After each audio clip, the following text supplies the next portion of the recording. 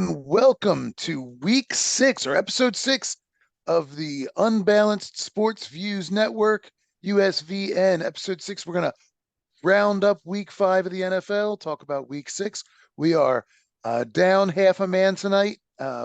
Mikey the Genius is not with us again, or not with us here this evening.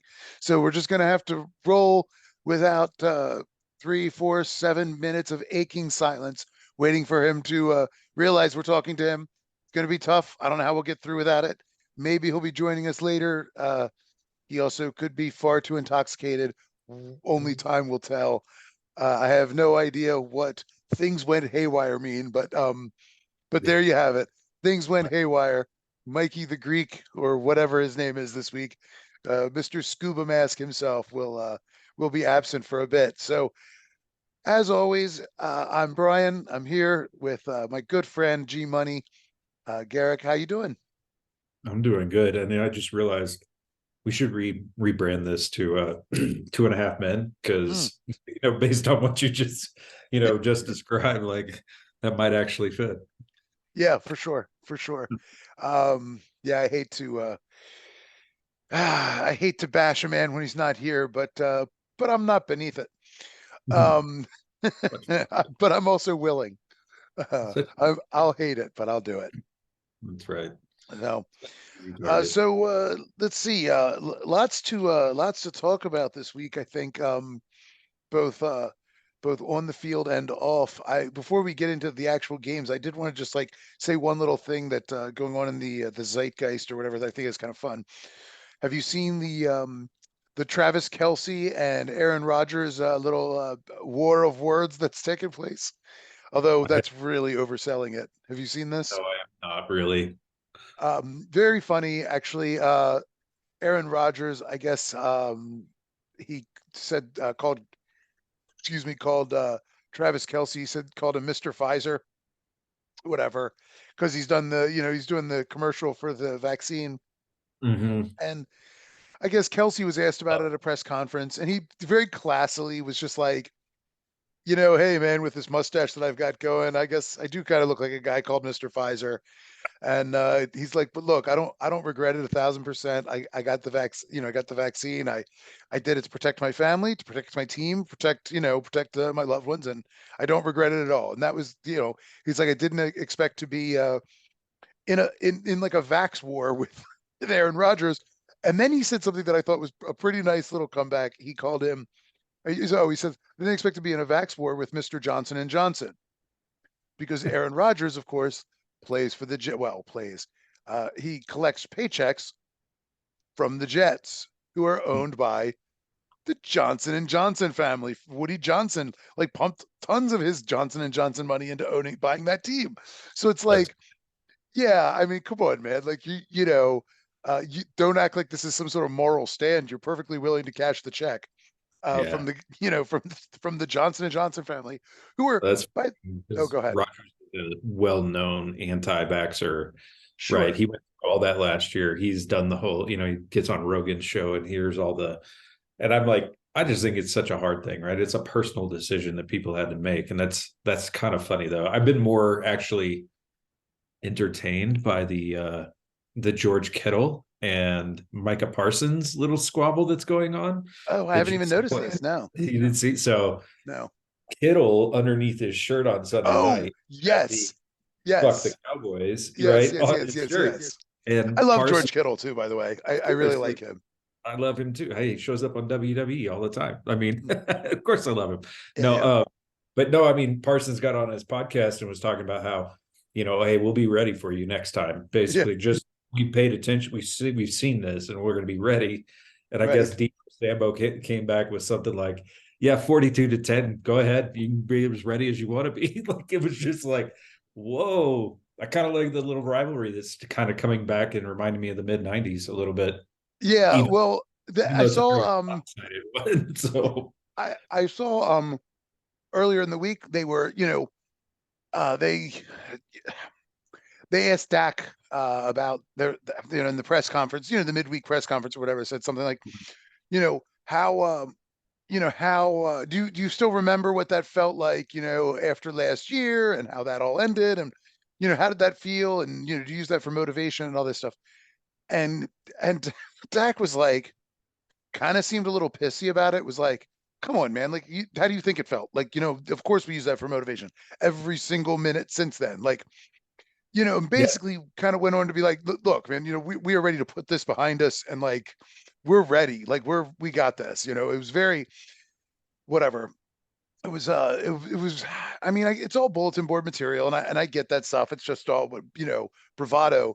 But, but I kind of laughed about it because he seemed, a little pissy about the question. It's like, well, obviously it's a good question because clearly those guys still own you. So, let's not act like this is a silly question. You're going to get twice as many of them if you guys meet in the playoffs. Um, that was but funny. yeah, that is a nice one. But no, sorry, just to finish the Aaron Rodgers thing, because I thought this was really funny. So whatever, Kelsey got off his little, I didn't know I was in a Vax fight with Mr. Johnson and Johnson or whatever it was, which I thought was pretty funny. I mean, and again, he's all smiles and all classy. It was great. So Aaron Rodgers went on the Pat McAfee show, and which that show kind of cracks me up because Pat McAfee is just like, I mean, I kind of see him as basically a coward. Like, he knows who signs his checks. He does not want to get involved in anything political, anything remotely touchy. He's like very consciously tries to push away. I He'll kind let of it come up, disagree with and then he wants to change the subject. motive. I do agree. I disagree with the motive though, because I actually enjoy listening to a show, Yeah, no, he's fine. Yeah. but I know what I'm in for, right? Yeah. I think there are enough opinion shows out there Hmm. that are all overinflating everything that he's Mm. just like, I don't want to be that guy. I just want to do something different. So I think that's why he intentionally avoids Well, certain conversations and but no, but I topics. mean, he like, I mean, I think Levitar touched on this because he's like, look, he was specifically brought in like, hey, you know, we're bringing you in here to not at all bring up politics. So anyway, he had Aaron Rodgers on the show because he likes to have Aaron Rodgers on. Mhm. And so since Aaron Rodgers was there, AJ Hawk was there as well. And I don't know if you AJ's have on you ever. AJ's on every day. And that's fine. I don't think AJ's ever said anything. I think he just stands there whenever Aaron Rodgers is on. He doesn't say a word. Um, That's because they're too close. He knows too much about him. right. So he just sits there and like smiles. Yep. Like, he's there as a witness. Hmm. Um, but yeah, Rogers got into the Kelsey thing, and he was like, it was very bizarre because, like, again, he said the little Mr. Pfizer, Mr. Johnson and Johnson, and then Rogers was like, if he wants to duel, if he wants to have a battle, then let's have at it, 1-on-1. We'll do it old school where we each bring a second. I'll bring my second, RFK Jr.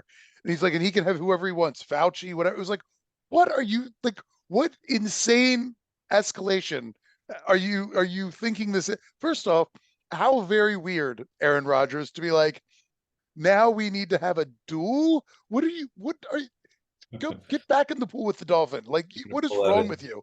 Pull out his glove So and snap him, or it what? was, yeah, it was so bizarre. And I love McAfee was like, sort of just like laughs and listens and kind of like, oh yeah, and then immediately changes the subject. Like, oh, okay, it's been great having you on again. Like, we'll see you on Rogan. Anyway, I, so I've always been a big Rodgers fan, like from a talent standpoint, mm-hmm, and I feel like the older he's gotten, well, let's be honest, the worse at quarterback it seems like he's gotten. Granted, we could debate that all day long. Talent sure, around him, all that stuff in Green Bay towards the end, whether sure, he was sabotaging the team intentionally or not to sure, get his out, like who knows? But it's since he's felt the need to be, oh, I'm this kind of hippie, like peace and love. I'm doing my ayahuasca and I'm doing like I know more about you, about medicine and everything else. It's just like I don't care. He's probably been that way his whole life, and that's great. But just shut up about it. And it's some sure. of it's not his fault, but I think he brings it on too. Like he It, wants to have those conversations. it seems to me that for most people, whatever age that they become rich is the age that they stop actually growing as a human being and stop being like, you know, having any capability to learn new things in any meaningful way. They can absorb new, they can absorb new things, but they can't actually learn new stuff. So it just seems like, yeah, you see guys that get rich young who are so susceptible to falling into these like really weird conspiracies and really weird sort of thought patterns that, that, fundamentally, Hmm. what the heck just happened? What the, hold on a second. Okay. Mike just Sorry. Mike just explained why he's late. Oh, did So he? Oh, well, I don't know. He explained it. Wait a second. Oh, here you what up? go. Um, oh, yeah, sure. That sounds like a Poor poor planning excuse. is what it is. That's I'm gonna real quick shoot him a quick that's poor management. Yeah. That's a poor Tell management it problem. as my small business, helper. I don't want him helping me because he clearly doesn't know how to book his own schedule. uh, Time management, buddy. yeah, right. What is going on here? I've got a I think I scheduled a meeting earlier for this, and then I think maybe I just accidentally bypassed it and started a fresh meeting. So I'm getting some messages about the other meeting that it's asking me if I want to end it, but I'm not. I don't want to accidentally end this one. So there we go. Anyway, yeah, no, I just wanted to. Yeah, I think yeah, Aaron Rodgers is. We could debate how his football acumen, um, how much it declined, how much of that was a function of age and whatever else, and It's how really much of hard that to. was a function of Mike McCarthy's inability to be creative on offense. Because I think that is also a an I think important that's a perfect element. segue into where we should start talking about this last week. Cowboys Niners. Yeah, why not? I mean, nothing really surprising. I did think the Cowboys would put up more of a fight just because I thought their defense was better. Um, but I told you, I The told you it's Niners are day. so loaded with talent, and I have to say I think I underestimated Brock Purdy. I mean, He's a stud.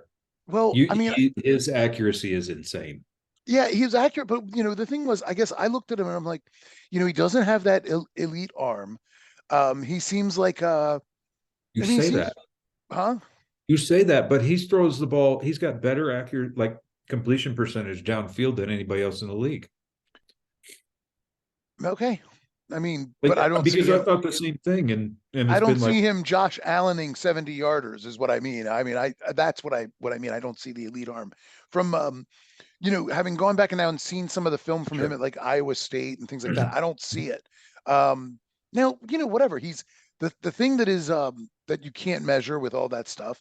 It's like the old football scouts used to, those say those crazy things like, I like the way this kid drinks a bottle of water. I could just tell he's got moxie. The way he Mhm. throws down that bottle, and you go, what are you talking about, you crazy old old goat? And like, and like he's talking about Joe Montana, although Montana came out highly touted, but nonetheless, it's that sort of thing. And Purdy does have that. He's just got swagger, moxie, whatever you want to call it. He has Yeah, that those intangibles that are people are always trying to that you can never really calculate. You're always looking for. Tom Brady had that same thing. I mean, just a it's good head. between the years is what Yeah, it is. yeah. I mean, good And football IQ. some of the credit, I mean, I don't know if it's John Lynch or if it's Shanahan or who it is, but whoever saw that kid and then went, yeah, we can take him at the very last pick of the draft. Like, Yeah, and just as a flyer, obviously they took him and go, yeah, he looked like he had some good stuff. Let's work him out and see how it goes. That's all that sure. was about. And for him to be like some of the passes he was making against the Cowboys, putting them in between the linebacker and the safety, the way that he was, like just dropping them Yeah, perfectly, yeah. like a No, 2 yard that's window, like so. crazy. This was the point I was trying to make. When I had looked at him, granted, it's a small sample size from last year. I Mm-hmm. looked and I went, I don't see the elite arm. I don't see, but he's and it's like, God, he's on such a good team. He doesn't Mm-hmm. make the mistakes that like Jimmy G will make. Jimmy G, has all that. Jimmy G looks like a football quarterback. Like everything about him looks like a football quarterback. Or Um, porn star. well, I mean, but but he's a meathead. He's not, he's a meathead, and he makes meathead decisions Mhm. more often than you like. But you Agreed. go, well, Brett Favre was a meathead, and he made more good decisions than bad. And and if you can get enough of if that ratio is good enough, then you get a Super Bowl. You get to the Super Bowl a couple times, you win a couple.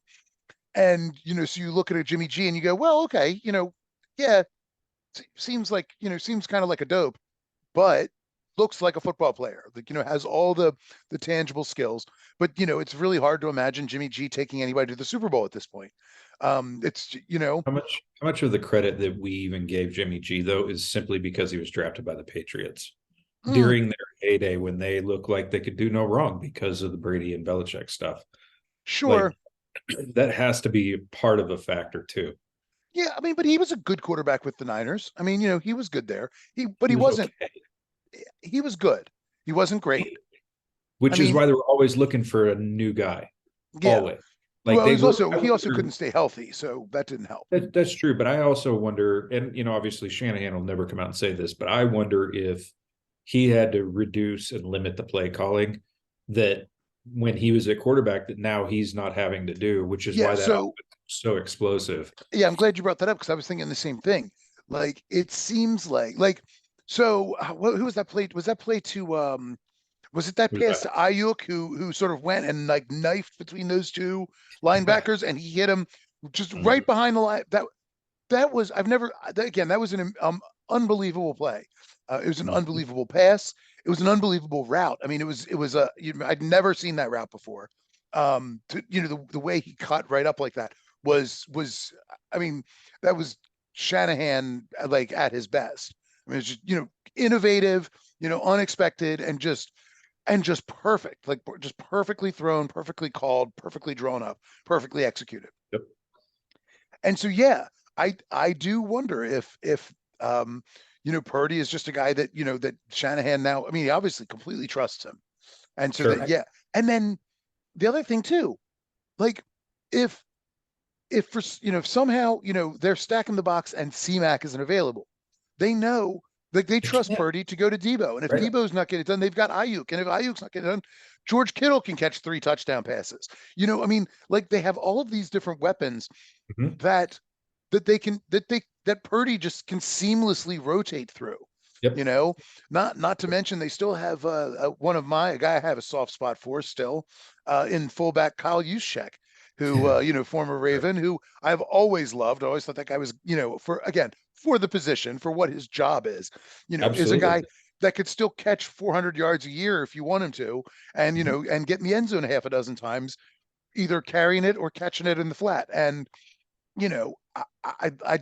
this team, nobody looks close as a second place team in the league right now. I And mean, if that were it, then great.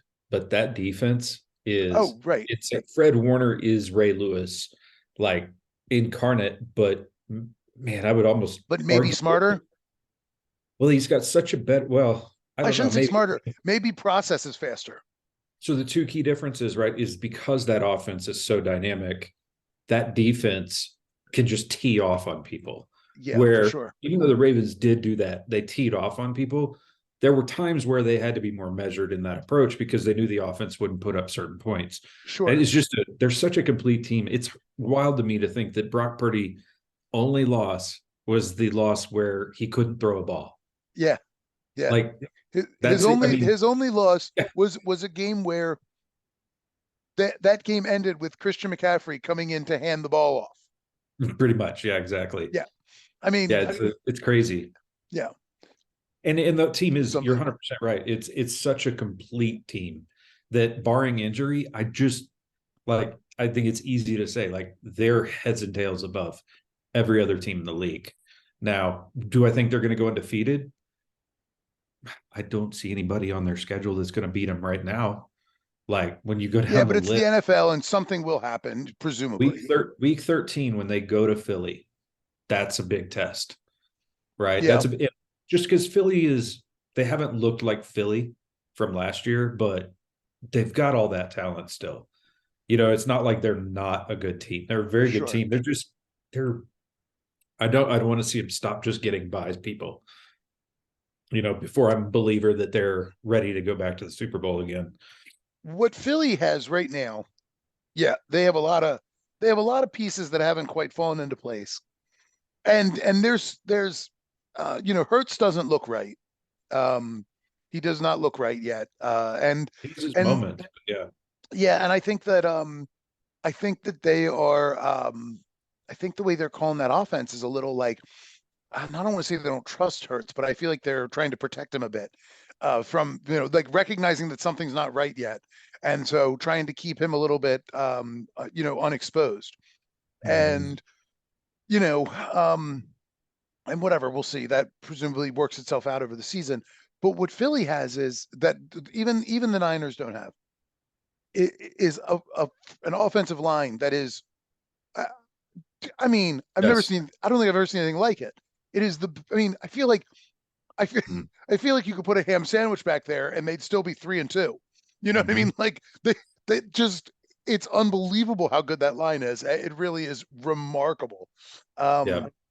And Agreed. so that is the one thing I am looking forward to seeing Philly and the 49ers, because while that defense is amazing, I'm not sure that defense gets past that O line. I don't know.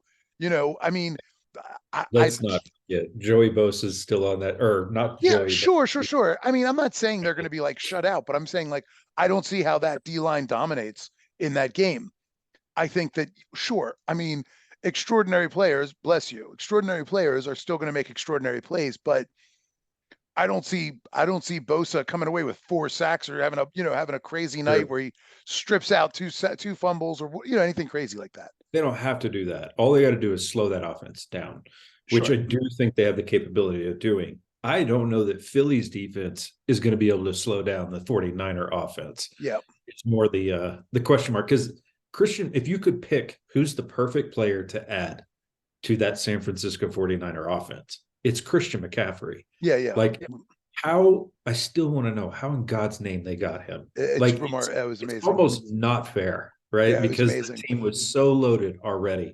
Yeah. I mean, granted, Ayuk has become better every year, Yeah. and Kittle's just been a stud, ever Yeah. since he I came mean, to college. and Samuel is I I mean, love I mean his versatility I is love Debo. amazing. Yeah, he's great. Yeah. But So the yeah, Cowboys, you pointed out this a long time ago. I agreed with it, but I think it deserves more focus too by not you and me, but the actual big media. yeah, Mike McCarthy is a terrible play caller. That offense was one of the worst outputs. And I realize it's San Francisco you're going up against, but still, yeah, like, it was not like CeeDee Lamb. Like, I saw one of the guys that were kind of covered. I think it might have been Orlovsky the other day. He was covering like how they're using CeeDee Lamb. And it's like they literally line him up in the slot and he's just standing still yeah, until the thing is snapped. And they go, when you look at the best players like Justin Jefferson, you look at even Debo Samuel, you look at like what's his name in Philly, like AJ Brown, they're moving yeah. pre-snap. They're Sure, all moving so that they have some speed going, and it helps create those openings, right? Because they're that dynamic. sure. And the Cowboys aren't using their first round pick in any capacity like that. Yeah. I mean, So CD Lamb. Well, CD Lamb is he's not a top 5 receiver. He's maybe a top 10 receiver in the league. I mean, just from a pure talent standpoint, maybe. But he is certainly a better receiver in the league, and is like criminally underutilized on mhm. that team. And I mean, I know a lot of people like to hate on Dak Prescott. I know that, and I don't know. I'm still a little bit lukewarm on Prescott. I'm 50-50 on him too.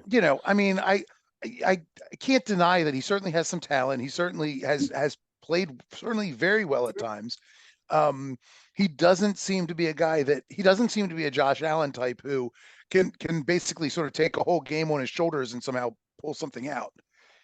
But he does seem to be I love that you keep going to Josh Allen, by the way, not well, Patrick Mahomes, who might be the best quarterback that we have yeah, right now. yeah, no So, question. But I feel like no question.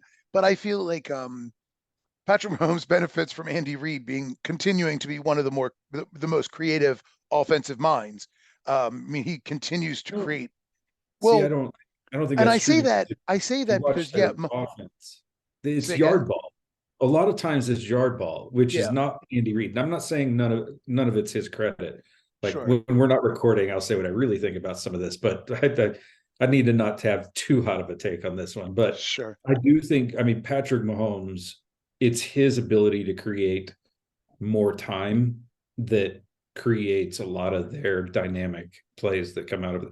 I don't think they're going to do much this year, but I just think it's because they don't have any talent outside of Kelsey and Pacheco. Like they're not the talent they need to make a real push. Yeah, I mean, it's funny because, you look at that wide receiving core last year and you go, Yeah, well, I mean, right. they had It's not Juju. much different. It's not much different. They had Juju. They had who's the guy that went to the Jets? Hardman. Harder. Yeah. And they had they had a Those third are the receiver. main those are the main two. And the thing that I think they both had was multiple years with Mahomes, more Yeah, specifically him with them. yeah, So he knew how they were going to move and what they were going to do. Or this year, he still got MVS, but beyond that, yeah, everybody else is pretty much new. Like, sure. so I don't think that they're not in sync, and they're a good team. They're going to go deep in the playoffs just because of Mahomes. Yeah, agreed. But yeah, I'm not impressed with them right now. So here's a segue away from the Cowboys because, yeah, the Cowboys, McCarthy's terrible, and I've touched on this before, so there's no point in going at it again. But like, yeah, there's an arrogance that whole team has imbibed, and I kind of saw it from that. I kind of felt like I saw it in that Prescott interview before, when they were asking him about, how much the 49ers loss still stung from last year. And it was something about the way he reacted. I'm like, I feel like Dak used to handle those questions, with grace and a smile. And I don't know, maybe I'm wrong, but I feel like, I felt like there was a bit of a change, and I attribute that to coaching. I feel like there's no, they're not, they don't plan. They're not coached well. Like what was what was the play with where the, God, what was the play where the ref got in the way? It was a handoff. It was a handoff, and the ref was there. Do you know what I'm talking about? I can't remember all of a sudden. I'm like, I remember the ref being involved in the play, It was and like the Prescott, like, equivalent of the butt fumble, but for the yeah, Cowboys. and then Prescott after the game was like blaming the ref and everything else. It's like, no, you know what? Good coaches, when you're running that play in practice, they have people standing in as the ref. Like, Mm. you know what I mean? Good teams work that stuff out. And I just don't think McCarthy plans. I don't think he has a plan beyond, like, this is it. There's no backup. There's no like thinking it through in case, things blow up. I don't think that. I mean, I think his teams reflect that. There's an arrogance. There's an arrogance in that. There's an arrogance in the, don't worry, this is going to work just fine. We don't need to practice anything beyond that because we got it. And anyway, so Mhm. no, I see that, and I was going to use that to transition. Then I wanted to say one more thing. Um, Damn it, what were we saying just a minute ago? Used to that. Um, we were talking We're about talking about we were on uh, the topic of Mahomes versus Allen a little bit. yeah, yeah, yeah, yeah. Oh, Mahomes. Yeah, yeah. Okay. So here's a scenario. This isn't a transition to a game, but so what do you think the prospects, and I don't know that it's even possible, but the prospects of Kansas City trading for Justin Jefferson? No. He's on he's on IR till week 10. Trade Mhm. deadline is what, week 8? The Vikings they're done. They're cooked. Yeah, yeah, but they're not going to give away JJ. He's in the last year of his contract. They did not extend him. They closed talks. They didn't extend him. That So they're going to have a mutiny out of their fan new base if they got rid of new him. new GM, new owner. Justin Jefferson is not their guy. Cousins is gone. This is his last year. They're not going to re-sign him. I mean, that seems pretty evident. Yeah, I would agree. I would Maybe be you've got, surprised if he got traded. yeah, maybe, but to me, I'm looking at him. I'm going, I don't know. You've got a new ownership team. You got a new GM. Jefferson's not his guy, and they're looking at, he's not under contract next year. Cousins is gone. They're going to have to go through a rather significant overhaul. I mean, If nothing else, at the quarterback position, and that's usually a learning curve. It usually takes, unless you bring in a veteran, that's usually going to take a little transition if you draft a guy and everything else. Maybe you try to build up some draft capital, renting out Justin Jefferson, but of course, it's the last year of his deal, so he's not going to come with a huge price tag as a rental. So just a thought, probably a long shot, but just to throw out just as a tease, because can you imagine? no, I don't want to see that ever. Like, I mean, there, if you're going to trade Justin Jefferson, you have to think almost every team within reason is going to figure out a way to at least take a swing at the plate, right? Like, you may not be able to have, like, some teams just are going to be too cap strapped and wouldn't be able to. If you're doing it for just the remainder of the season and you think you got a real shot at pulling out a big win, well, Yeah. then that would be interesting. But that's more of an NBA and baseball play than it is the Yeah. NFL. You don't usually Agreed. see that done. Agreed. I'm just looking at the teams and going, is Yeah, there you're another you're team? sending him somewhere where they're going to have to sign him long term. And then that raises the question with the Chiefs. They didn't sign Tyreek. Are they willing to do, are they willing to do that?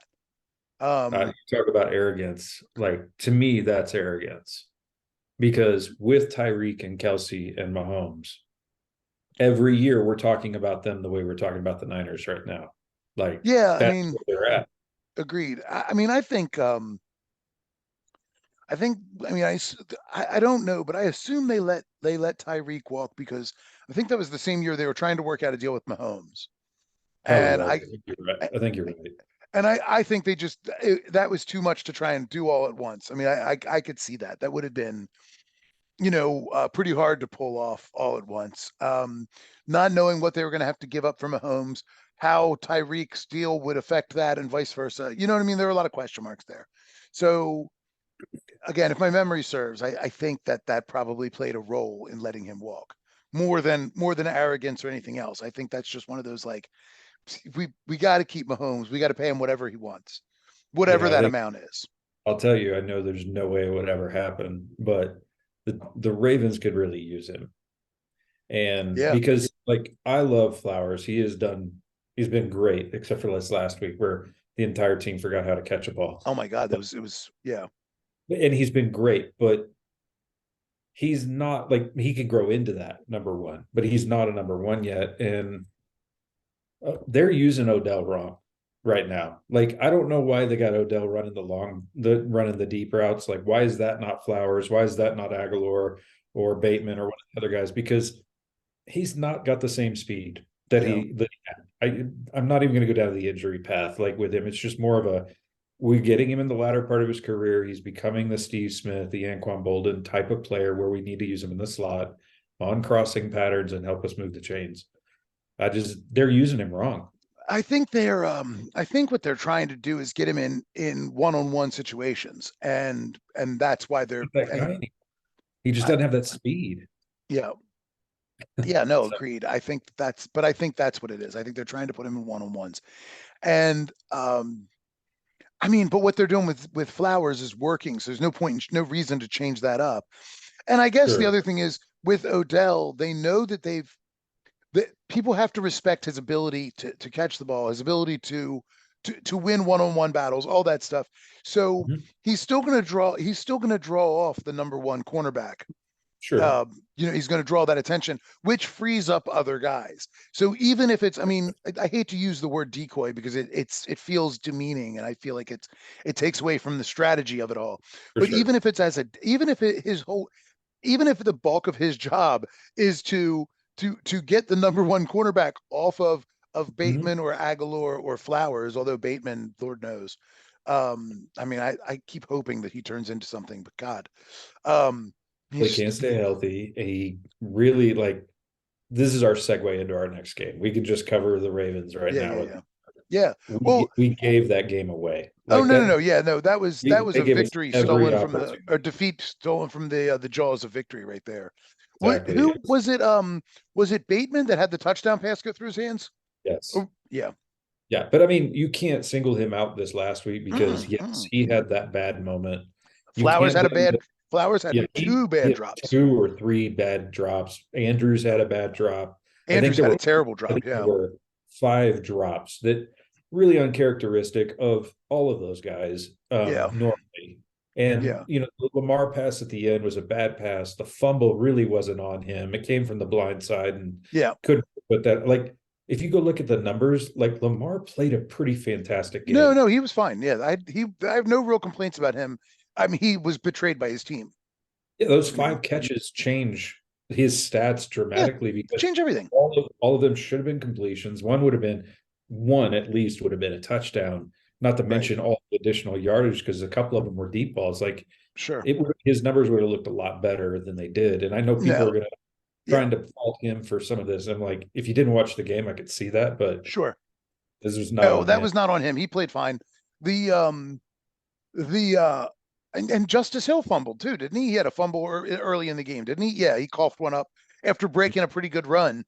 Yeah, Coughed. I mean, he was that's right. It came 10, from 10, behind, 12, I think it was. Yeah. 10, 12 yards up the field and he lost one. Yeah, so it was bad ball security all around. And then I was gonna say that pass in the end zone, that was the one thing that I will say and again, this isn't on Lamar necessarily. It might be the play call. It didn't look like he even read the. He didn't look. It didn't look like a read. It looked like a.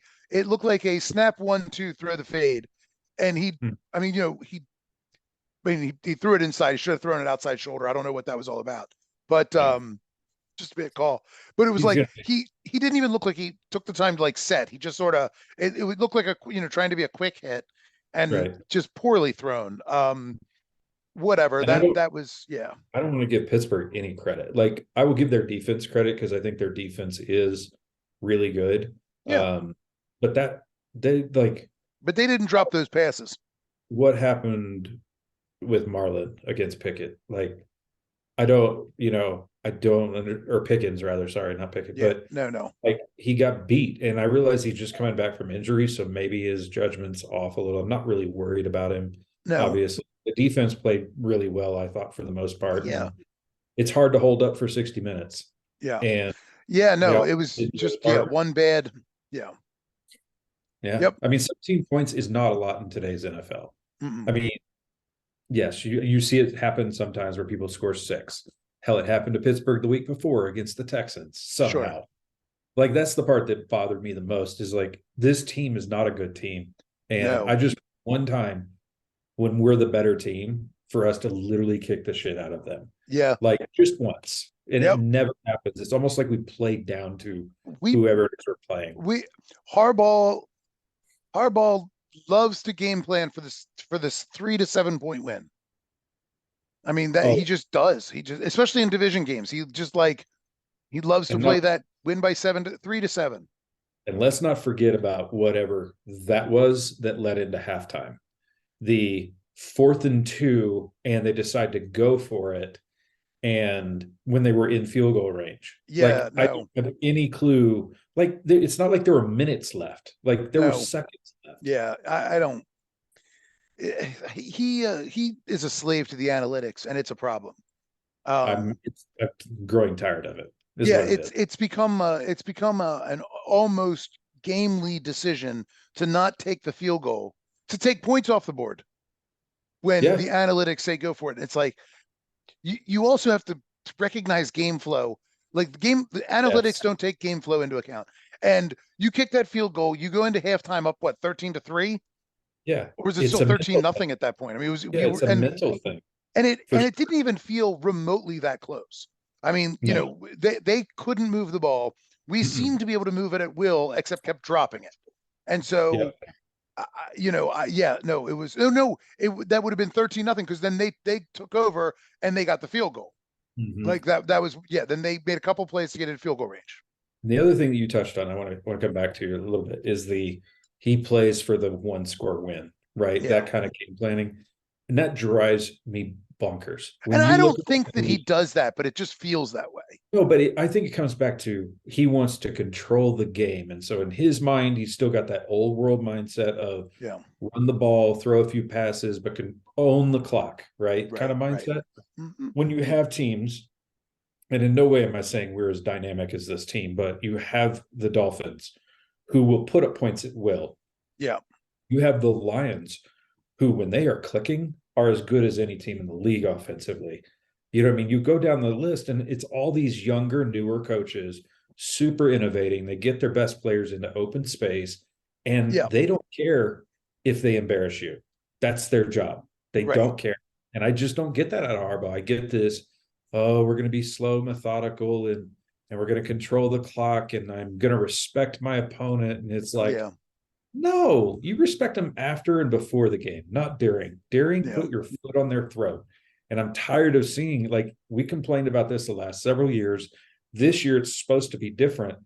And it's not. It's really not. Like, it's a Yeah. little I mean, bit. I will say the offense does look more dynamic. There's a lot more motion. Does There's a lot more stuff going on. And part of that could be attributed to, I mean, the personnel changes certainly help. I think play calling is better too. Like, the play calling is much better. I mean, I personally would like to see them run the ball. I'd like to see Gus get a few more carries.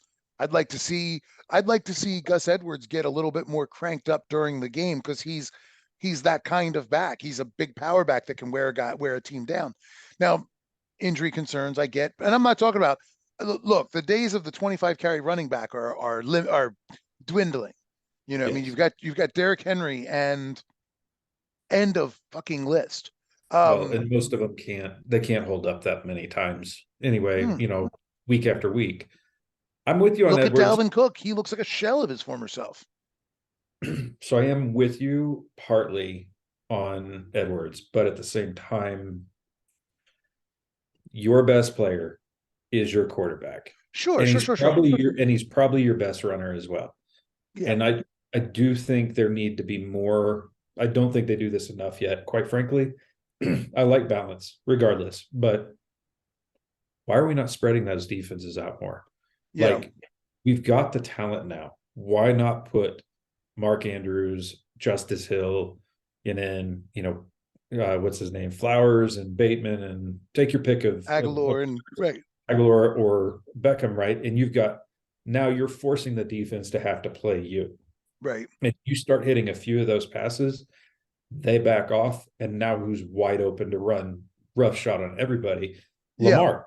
He's literally back there, and he's the best player in the field, getting a full steam head of steam as he's running sure. toward the defense. Like, they never do that. Yeah, Like, no, that's agreed. the problem. They don't have to do it every play, but why don't they do it? Yeah, no, it's a good And maybe they're question. saving it. Maybe they're saving it, or maybe it's just Harbaugh and he's going, I want the game plan to look a little bit like this. Like, I do think that at some point it has to be the limited offense of player has to come from him at some Well, stage. and the only reason I'm saying about Gus Edwards is because I think the biggest weakness on this team, aside from consistency, is the offensive line. I think, and the offensive line is fine. I think it's fine, but Done it's with Stanley. not. But there are problems there. Yeah, Stanley's one of them. Well, Stanley, just because he can't stay healthy. When he's healthy, And he is the reason that sack that Lamar took on the fumble was on Stanley. I know, I know, but he is still one of the best. He's still one of the best left tackles in the game when he's healthy. I mean, I mean, I don't care how good you are. Jonathan Ogden gave up some sacks. It's going to happen. I understand. Not in that Especially moment. against a TJ Watt. I mean, like, Not in that moment he didn't. huh? Not in that moment he didn't. Yeah, well, not yes, fair point. But still, I mean, it's still gonna happen. Um, Sure. but yeah, I mean, I think that our offensive line is it's a little shallow. And I will say that I really like Faale. I think he's coming along nicely. I think by next year, he may be able to challenge for a starting role. I think he really looks good.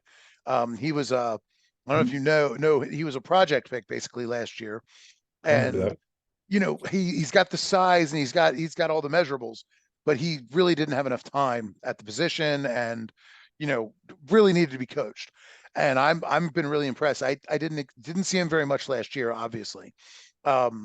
So very, very sparse duties, and he didn't look great when we did see him, but he's taken a huge leap forward this year. He's had to play a lot more than I think they expected him to, and he's looked pretty good.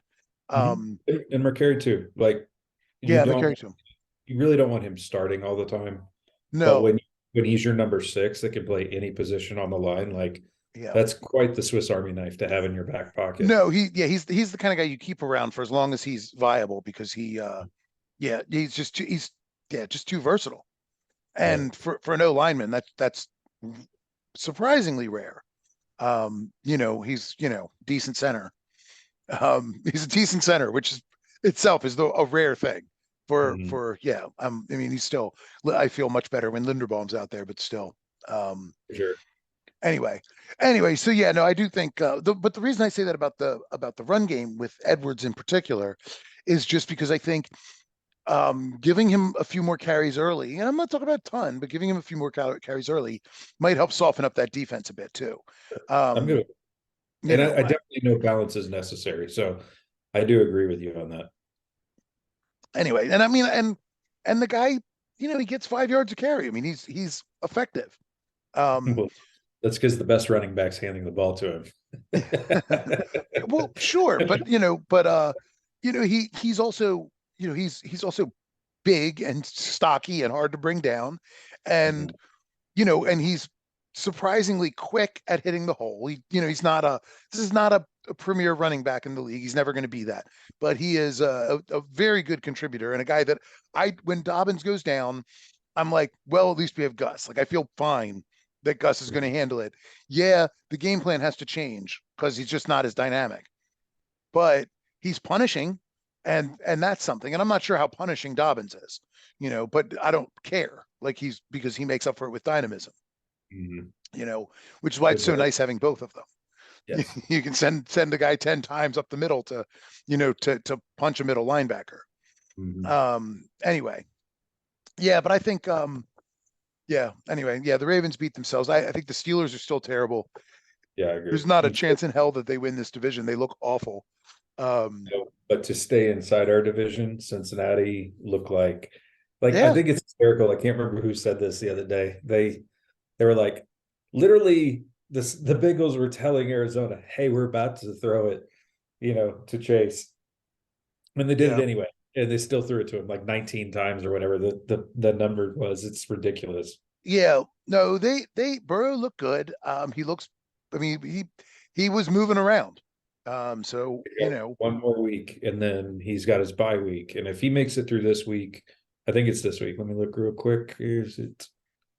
Yeah, it's this week they play Seattle. And if he makes it through this week, okay, that yeah, gives him another week to get healthy, which he will absolutely need because yeah, they return to San Francisco, yeah, which is going to be that'll be yeah. a fun game to watch too, just to see how that offense does against that defense more than anything. I mean, I have to. I think the NFL is better with a healthy Joe Burrow, because I mean, I think that How do you not uh, like him? Like he's such a likable dude, yes, such a good competitor. I really enjoy watching him. and what is the deal? Does he? Is it him and Mahomes that have like a little? Yeah. Oh yeah, because he called it Burrowhead Stadium. Yeah, of course. So he and Mahomes have That's funny. a little rivalry, and I guess Josh Allen, I guess his buddies with Mahomes. So anyway, so yeah, but yeah, I agree. I think Burrow's a likable guy. I think he's a guy that's going to give you billboard material, bulletin board material, and I Of like course. that. I mean, he's fun. Yeah, and Yeah, and we I don't have mean, to sit on it He too and long. Jamar have been playing together for 7 years, 8 years at this point.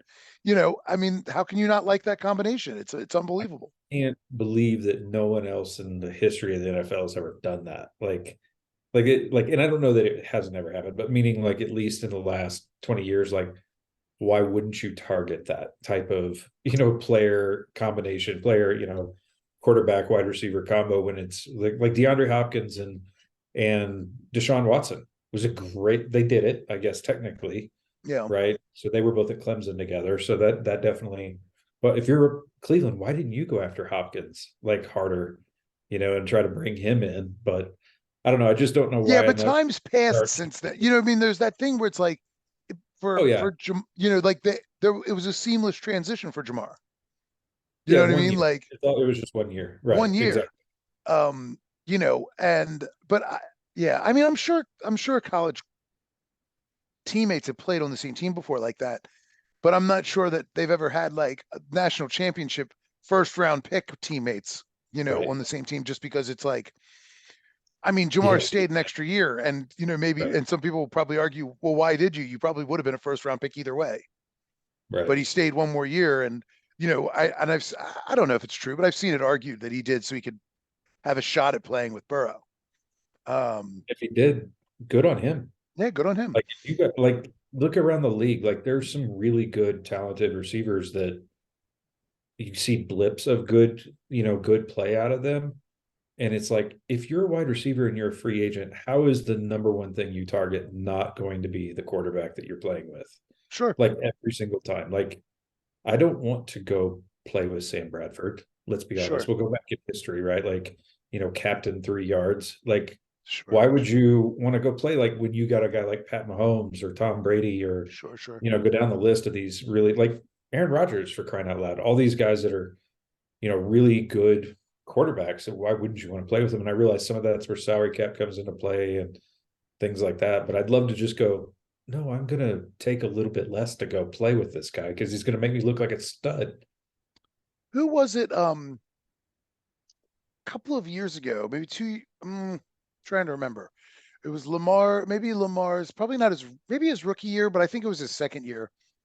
There was some big free agent wide receiver, or maybe it was even, yeah, I think it was a free agent wide receiver. I think it was after Lamar's rookie year. Some free agent wide receiver. There were rumors about him coming to Baltimore, who was like, I don't want to go there. Like, look at the quarterback. They're Yeah, not going to ever throw the ball to me. Do you that remember that? definitely. I do remember that. I can't remember who it was that I don't remember said who it that, was. but yes, Um, no, that's absolutely. And it came down less about the quarterback and more about the play calling, sure, right? But like, look at Garrett Wilson right now, and I realize you got to take it with a grain because Rodgers was the intended quarterback, but sure. like if he weren't there, if Rodgers weren't there, they're rolling with Zach Wilson. I mean, he is not. Devontae Adams is an absolute monster, Yeah, and he's doing it with Jimmy G and yeah. Derek Carr, who are not Aaron Rodgers. They're not. I'm not bashing either one of them. I just don't. They're No, they're not. not Aaron Rodgers. There's no question. Yeah, But you go down the list, and it's like you can find these quarterbacks that are kind of okay, and there's usually a good receiver standing right next to him. That you sure. wonder, like when you got a guy like Baker Mayfield, right, who's been chastised by a lot of people for a while. Yeah. He's got Godwin and I mean, Evans down. rightly And he's so. I mean, and he's rightly killing it. so. He's Yeah. killing it. Like he's He playing great. he is a rare case, and I would say, right now, kind of along with maybe Geno Smith, who like Mhm. seems to have taken his lumps and learned from them, and then once given another opportunity. I mean, although Baker was terrible in was he Carolina last year? Was that where he was? Uh, Where was he last year? Briefly, he was with the Rams for a little while too, as Yeah, kind of backup. yeah. But yeah, I mean, he was, but also with a terrible team, so that's hardly. Um, but yeah, yeah, he. I mean, I think a lot of the knock on Baker with the Browns was, I mean, at least for me, I couldn't stand him because I'm like, I'm being spoon fed commercials with Baker Mayfield of before course. he has taken the field. And I'm like, So I'm true. sorry. Like, and I don't like to be this way where it's like, you haven't earned this, because I also very much am like, hey, look, get your money, man. You might be in this league for 3 years. And if it's your rookie contract, I don't care if you're the Yeah, number one overall pick, you got to make that money last your lifetime, because you haven't lived your life focusing on your career. This has been your career. And then if it's 3 years, go buy a car dealership or something. That's what everybody does, right? What else are you gonna do? yeah. I was gonna say an example that I was trying to think of, like who has that situation with a quarterback that's with some talent around him. I mean, look at the Falcons offense. Like, with London, like London, I think is probably a much better receiver than people realize. He does disappear at times, but Yeah, Kyle Pitts, Algier and Rob, or what's his name? Robinson. Bijan. Yeah. Yeah, like the only thing they're missing is not having Ritter. And I know he played decent this last week, but he disappears at times too. Like I don't, and you put a good quarterback in that team, and they've got a decent defense. They might, who knows what they Their defense is good. I mean, I would say it's a good right. defense. Yeah, Um, yeah, I agree. I mean, I look, I mean, Ritter was not, he didn't come out quite as highly touted as some other guys, that's for sure.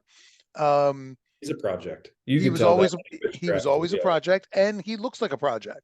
There Mhm. are, he showed, from what I've seen of the Falcons, which admittedly has not been a ton, but Mhm. the little, from what I have seen, and I've, because I've got some family up in Atlanta and all that, I do occasionally like flip over to try and watch during commercials. I'll watch a little here and there.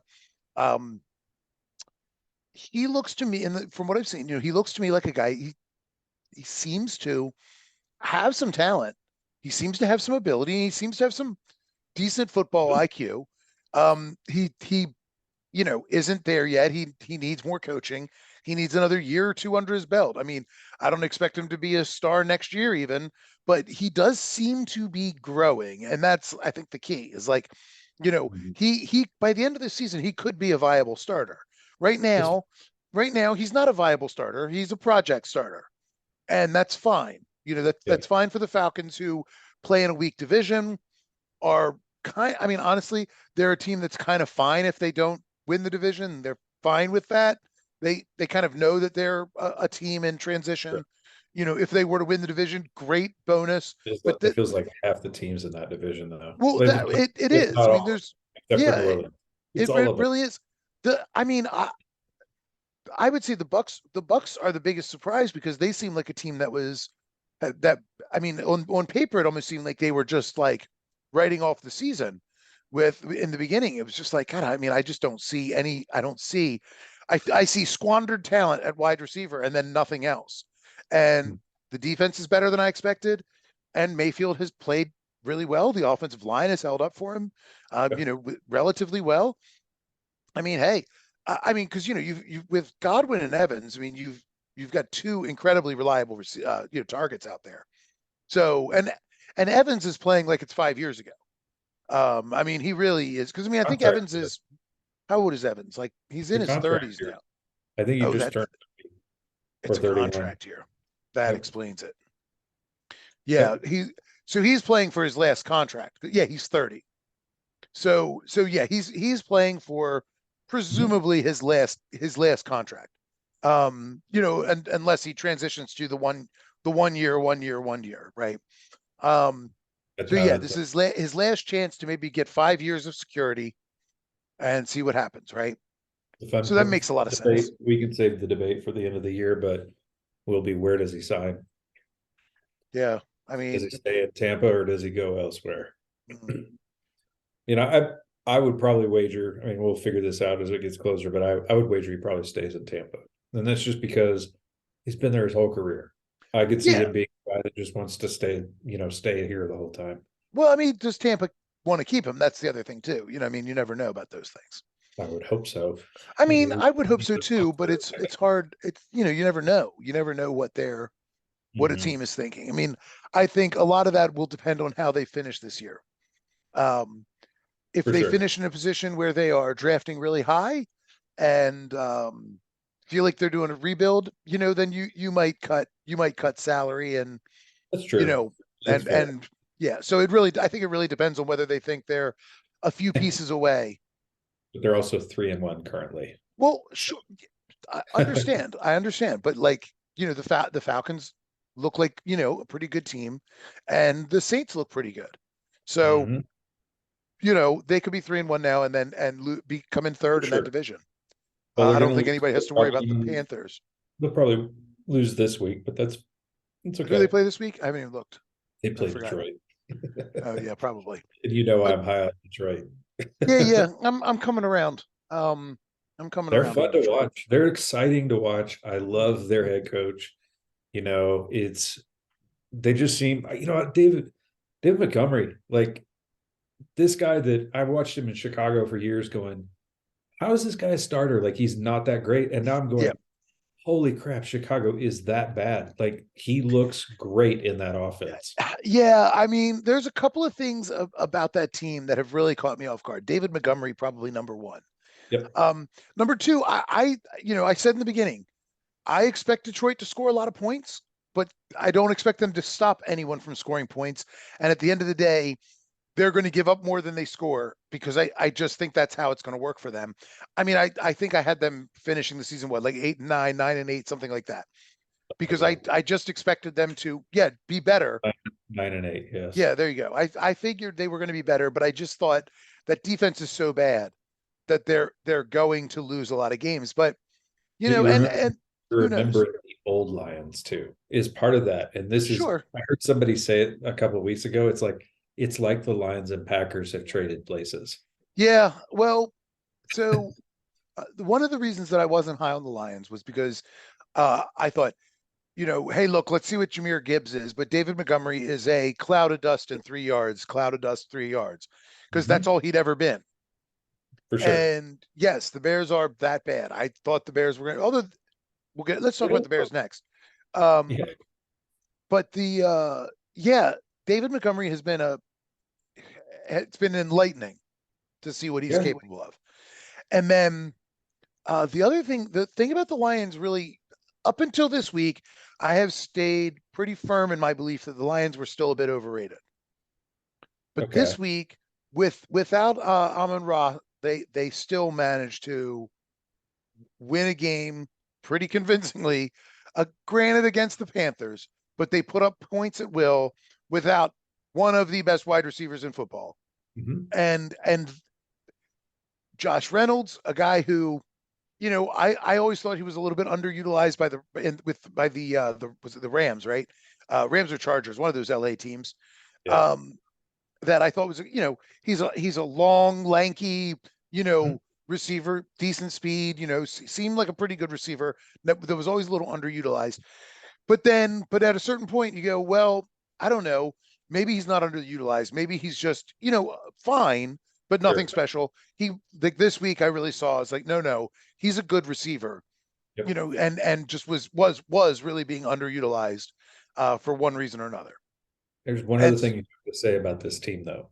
yeah, And not everybody's been really quick to say it, but good for Jared Goff yeah, because he looks like a completely transformed quarterback towards the end of the Rams time.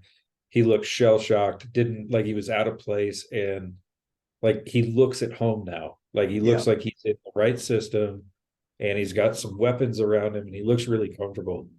Like I'm like looking at him going, why did he get traded? Like, watching him play, but I also remember how he looked with the Rams, and he wasn't like this. sure. I was just looking because I couldn't remember. I had to check. I couldn't remember whether he or Carson Wentz went first. I thought it was him, but I couldn't remember. Mm-hmm. What's Carson Wentz up to these days? He's not in the league. Is he waiting table somewhere?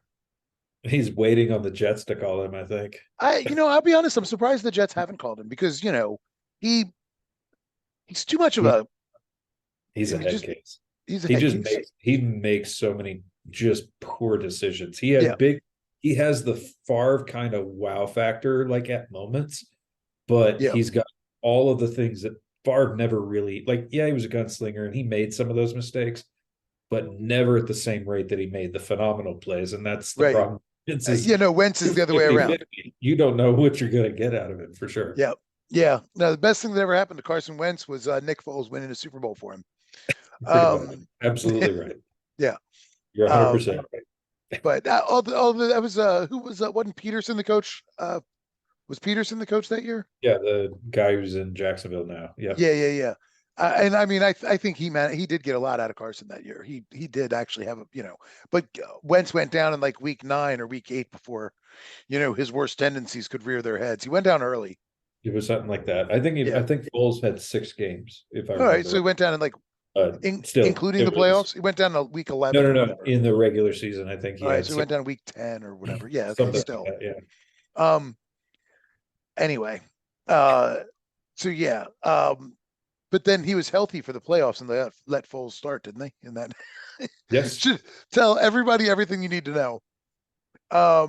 It was like, no, this guy's everything's Ride the fine. hot hand. It's the But story of golf looks like he's having fun, yeah, and that offense looks like it's a fun offense to play in. absolutely. I mean, so That their offense coordinator, I forget his name right now, but I remember reading something where they were saying there were several teams that were trying to entice him to apply for a head coaching position this last year. And he intentionally withdrew his name from contention because he wanted to stay with the Lions Is it kind of one more season and just see what, Ben what Johnson? That's what I they thought. could It's Ben do. Johnson. Yeah. Yeah. And it's like, good for him. He'll be the next coach. He'll be the next hot coach that comes out, like the McDaniel and the Shanahans. And I mean, can you even include Shanahan in that anymore? Like, he's been around so long now. He doesn't really fit in that same category, but he'll be another one of those young guys. It'll be fun to see what he does. Yeah, Shanahan's one who really shouldn't count because his father coached for 1,000 years. And I mean, I have to, I'm sorry, back to not to go back to the 49ers, but I still think Kyle Shanahan is just one of the best offensive minds we've ever seen. I mean, he just really is. And for his era, his father was too. I Right. mean, I mean, now granted, you look back at the Mike Shanahan offense and you're like, it wasn't, it wasn't, you know. I mean, he had John Elway, he had Terrell Davis. Um, And Sharp, like, yeah, sure. I mean, yeah, they Caffrey, they had oh a yeah, yeah, yeah. pretty decent team. Yeah, well, no, yeah, I wasn't trying to limit it to those two guys, but I mean, Mhm. I'm just saying, like, but his, but his offensive schemes weren't like, I don't remember them being like wildly innovative. I remember when Shanahan went to Washington and didn't succeed, but I don't know that anybody could succeed in that environment. Right. I mean, I just think Daniel Snyder just, I don't think anybody was going to succeed under Daniel Snyder as the owner. Um, he wanted to be Jerry Jones too much, but without any of the football acumen. Jerry Jones at least has some sense about things. Mostly bad, and he's mostly a dipshit, but he has some. I mean, Jerry Jones. God, sorry, now this is where I really wish Mike was here. Jerry Jones is kind of the Donald Trump of like football team owners in that like you can see he's a guy who's like wowed by the big brand name. That's why Mike McCarthy is there because he's like, ooh, the like the hot big name coach out of Green Bay, without any realization that like people fucking hated playing for Mike McCarthy. Like Mhm. the Packers did not want him there. You know what I mean? Like players did not like him for especially people like Aaron Rodgers, who's like, you were destroying my career.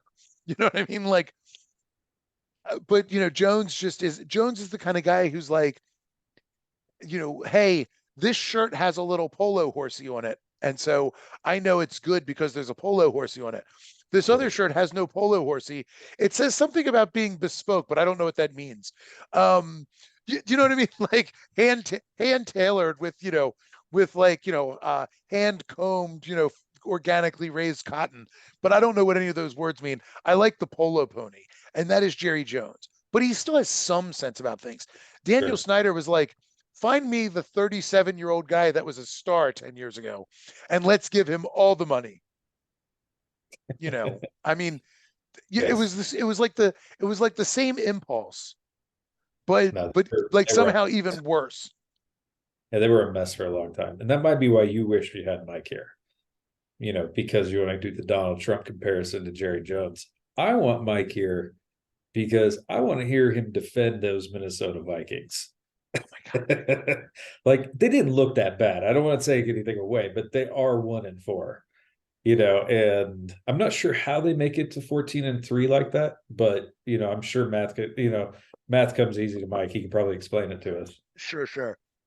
The I have to save that one for next week after they lose again this week. Well, I have to say one thing. I was wrong about a few predictions to begin this season, but I was not wrong about that one. I said I thought the Vikings were cooked, and now no Justin Jefferson till week 10. They are Oh, cooked. you had them at 7-10. I had them at 8-9.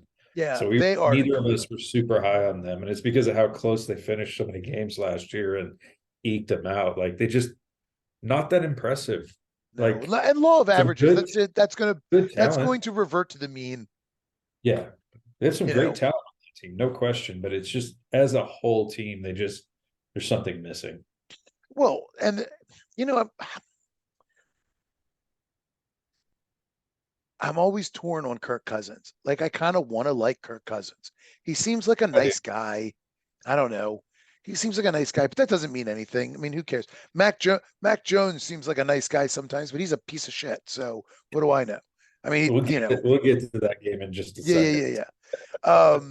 I mean, you see him on the sideline, he looks like a nice kid. But then you watch him grabbing guys nuts all the time, and you're like, I don't know. No, he looks Um, like the varsity football player who, is the bully to the guy who isn't on the team. mhm, mhm. Yeah, he does. He does look like he came out of Central Casting for like an '80s Varsity blues. like an '80s geek versus jock movie.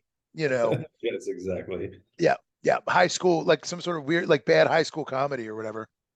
Um, Yeah. like you can see Mac Jones very much putting Ducky like giving Ducky a swirly in the boys' room. Anyway, um, The problem with Cousins is he gets asked too much to carry the team. And well, it's like he's good enough sometimes to win you a game. We've seen him do it numerous times, but to consistently ask that offense to carry him every week, I think is the problem. yeah, I mean, yeah, maybe it's that. I also think it's kind of it might also be just like that the game has changed and Cousins feels like he's out of a bygone era. Um, he seems like out of the Peyton Manning school of quarterbacking when just no quarterbacks are like that anymore. Um, you or at least not the ones that are exciting and winning. Um, he has, he's no mobility. He does, but he is. Look, he's a good passer. He's an accurate passer. He doesn't tend to make too many mistakes. Not generally. You Mhm. know, um, He's yeah, 13-4 on the season, 13 touchdowns to four yeah. interceptions. No, I mean he's. I guess the thing with Cousins is he feels like the kind of guy. He feels like the kind of guy that will win you a lot of games and never win you a Super Bowl. Yeah. And If you again, I go mean that's not his yeah. fault necessarily, but If you go on QBR, I'm just looking at what it is for the year so far. Um, I have to qualify this amongst active starting quarterbacks. mhm. He is the seventh highest QBR. Okay, And the reason I say that is you got Mike White, who has come in and filled in for Tua, like when they get way sure, ahead. So he's on sure. there. The number one QBR is Keenan Allen, funny enough. But anyway, it's just Because kind he's of like one for a touchdown. Yeah. one for a touchdown and 49 yards. So yeah, Yeah, yeah, it's yeah, sure. funny. Number three is Devin Singletary. Yeah, I mean, it's always It's these the same things. thing. Yeah, Number one true quarterback, though, it's Purdy. Is who yeah, it I is. believe it. I believe it. No. Well, I mean, yeah, I mean, I have to say, where's Stroud, a guy who still hasn't thrown a pick? Stroud is two behind Cousins. Yeah, I mean, his percentage hasn't been as good, but he has yet to throw a pick, which Yeah, is pretty yeah, amazing.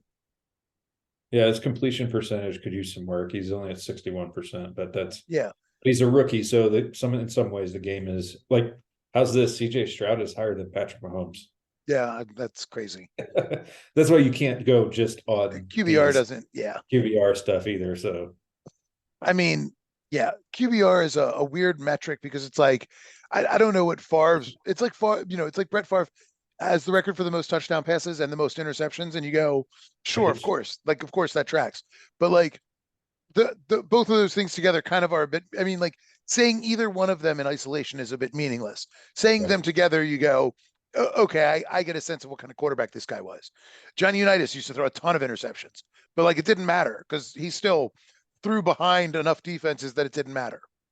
It's like you give up the 40-yard interception and call it a punt. It's fine. You know what I mean? Like that's fine. Yep. Um, No, that as long happened. as the next 40-yarder is a touchdown. Yeah, that happened a few times. I mean, Just this you last know, weekend. I mean, there were several of those passes that were the 40 to 50-yard passes down the field, and it was, hey, it's a 50-50 ball, and if we lose it, it's the equivalent it's of a a punt. punt. Yeah, exactly. Why not? I mean, in that scenario, why not? If you know you can get that pass off, then why not? As long as you can tackle, as long as you trust your guys can tackle. Yeah. So Um, can we touch on the meathead now? yeah, Because let's talk. how awful are the Patriots? Like, and how happy does that make you? Like, I just Yeah, I think Belichick ball is done. Oh, I Um, think he's done after this year. I bet he's gone. yeah, I think so too. And he's the GM too. So like, Yeah, does he lose both positions? I mean, they're going to let him step down gracefully. that's There's no fair. I can see question. him going into one, but maybe not the other kind of thing. Like, Yeah, but do you want him to stay as your GM? no, I think if you're going to keep him, you keep him as a head coach, not the GM. The GM is where I think he's put them in this position Yeah, because they've been notoriously bad drafters for the last like how many years? 5 to 7 years. they've been notoriously bad drafters since Belichick has been part of that team. But like, They got but lucky they've with all, but they're not really bad drafters. They've been bad drafters because he's always trying to get system guys. And right. so it's always like, well, okay, yeah, he's trying to get system guys. So they look bad on paper, but then, of those system guys, you get a Teddy Bruschi, you get a Mike Vrabel, you know, you get these guys that are like, Mhm. I probably don't have those careers anywhere else. Um, True. because they just fit his system. The problem is his system worked, was innovative, and everybody emulated it. Yep. And now everyone's moved on from it. And so, Yes. but he has not. He hasn't changed anything, and he still coaches like it's military school. Like he still runs the organization, like he's still as a GM running the organization like it's a military camp. Yep. And again, the times have changed, man. Like Oh, players do not respond to that anymore. yeah. Mm-mm. Players have come to the point where they're like, hey, you know what? I'm a human being with rights and stuff, so go fuck yourself. Like, I mean, really. So I mean, I'm looking at the look at the Patriots wide receivers, and it's like Yeah. they had Jacoby Myers, and look how good he looks in Oakland compared to what he looked like in New England. Sure. I mean, but I that's mean, he outside looked of like a Moss, Booker, and and Edelman. That's been true for years. They really have. I mean, think about it. They drafted N'Keal Harry in the first round, and he never like is he even in the league right now? Like I think he was I don't in know. Chicago when they cut him this year. Yeah, Chicago cut him. Like yeah, that should tell us a lot. But this kind of happened to Landry as well, and I think we touched on this in a previous recording. But it was Landry was far and away considered one of the best coaches in the league, and then the league kind of caught up and started to pass the Cowboys by, and that's when they moved him out for Jimmy Johnson. So does that mean New England now goes and shocks the world with Deion Sanders or one of these types of kind of situations? Like I could see them doing, maybe not him, but just generally speaking, like after the season, figuring out how they like, yes, we're going to piss off a lot of our loyalists, a lot of our fans, but this has to be about recovery. And if we start winning, they'll forget. sure. Yeah, or is Belichick able to make the case that the problem is Mac Jones and the problem is, He you drafted know, him. Like, sure, I understand, but like, is Belichick able to say, hey, look, he's just not the guy I thought he was? Hey, look, he came up with Jalen Hurts and he came up with who was the other one? Who's the other Alabama quarterback? Jalen Hurts, Mac Jones, and who's the uh, third one? you're not Oh, talking about. And Tua. Oh, right. They were all there together, and he's like, look, the other two guys developed. This guy was obviously, didn't work out. You roll the dice on a guy that seems good and whatever. I get it. Like, is it Belichick because of being because he's got 6 rings? Does he get to like buy his buy one more? I mean, I think he's done after this year, but maybe he can buy one more year. I think Uh, that was this year. yeah, Quite honest, maybe. like the people should have started to ask if his mental capacity was going when he put Matt Patricia in front of the offense. Like that should have been the first. Like, hold on a second. But what are you doing? You're putting a defensive coordinator because it's working out great for the Chargers. Like, let's go Yeah, ahead. We're just going to change the way people think about offense. Like, no, that should have been the first thing. And yeah, this year should have been this is your last chance to prove it because yeah, Mac Jones has regressed. yeah, They put actual coaches around him and he looks worse. He's making bigger boneheaded decisions than I've seen him ever make, and I And don't know where it's coming from. they hold on a second. And they, I was gonna say, and they have like a hold on. And they have like a coaching staff too. Hold on, I want to pull it up. That's a safe bet. Most teams in the league do. Yeah, they brought in Joe Judge. I mean, Sorry, well, you I couldn't resist taking my shot. what? I'm like, you're like, they have a coaching staff. I'm like, yeah, it's a safe bet. Most teams in the league do. No, no, no. I mean, they really brought in like a dream team of coaches. Oh, Bill O'Brien, yeah, knock me off my socks. Well, no, I mean they like. I mean, hey, look, Joe Judge. I think Joe Judge is a good coach.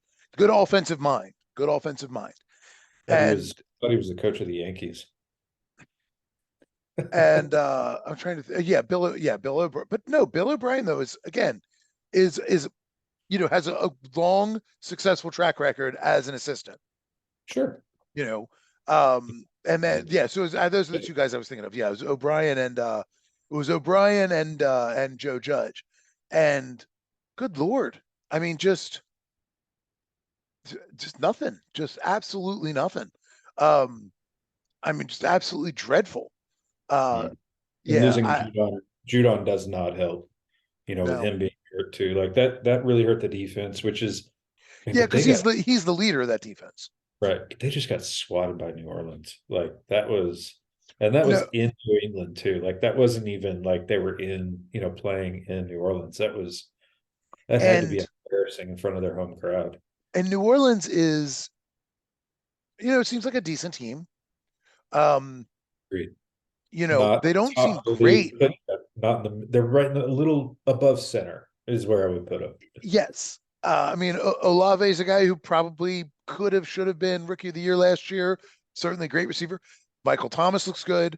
Coming back looks nice. I mean, he's certainly not putting up the gaudy numbers he did before, but he's putting up 50, 60 yards every game. He's getting open he's catching 5, 6 balls.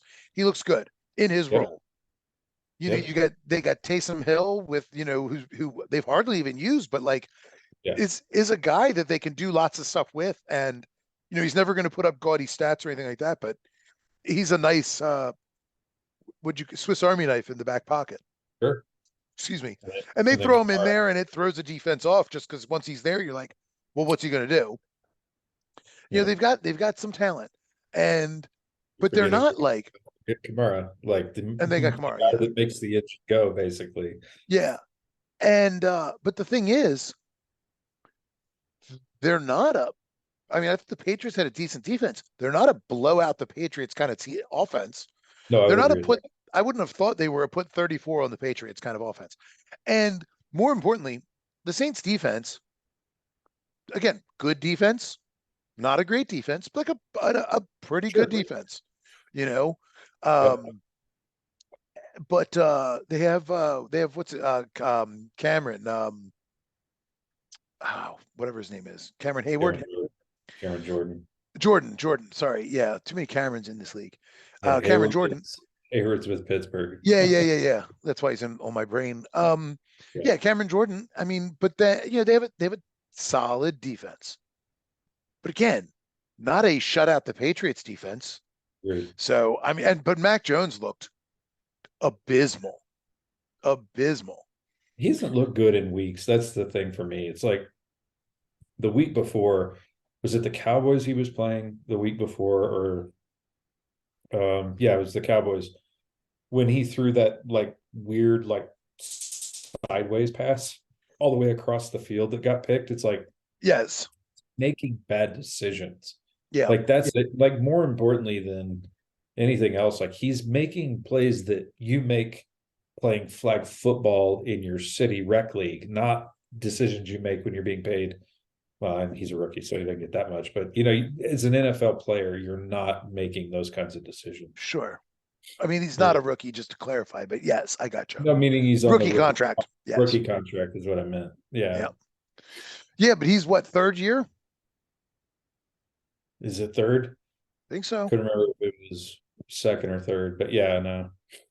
I No, thought it I was think you're third. right. It is his third year because year 2 is with Patricia, which is why all of my friends that are Patriots fans all were like, well, you can't count this year because Yeah, yeah, they didn't have a proper offensive coordinator. So I'm just waiting kind of right now.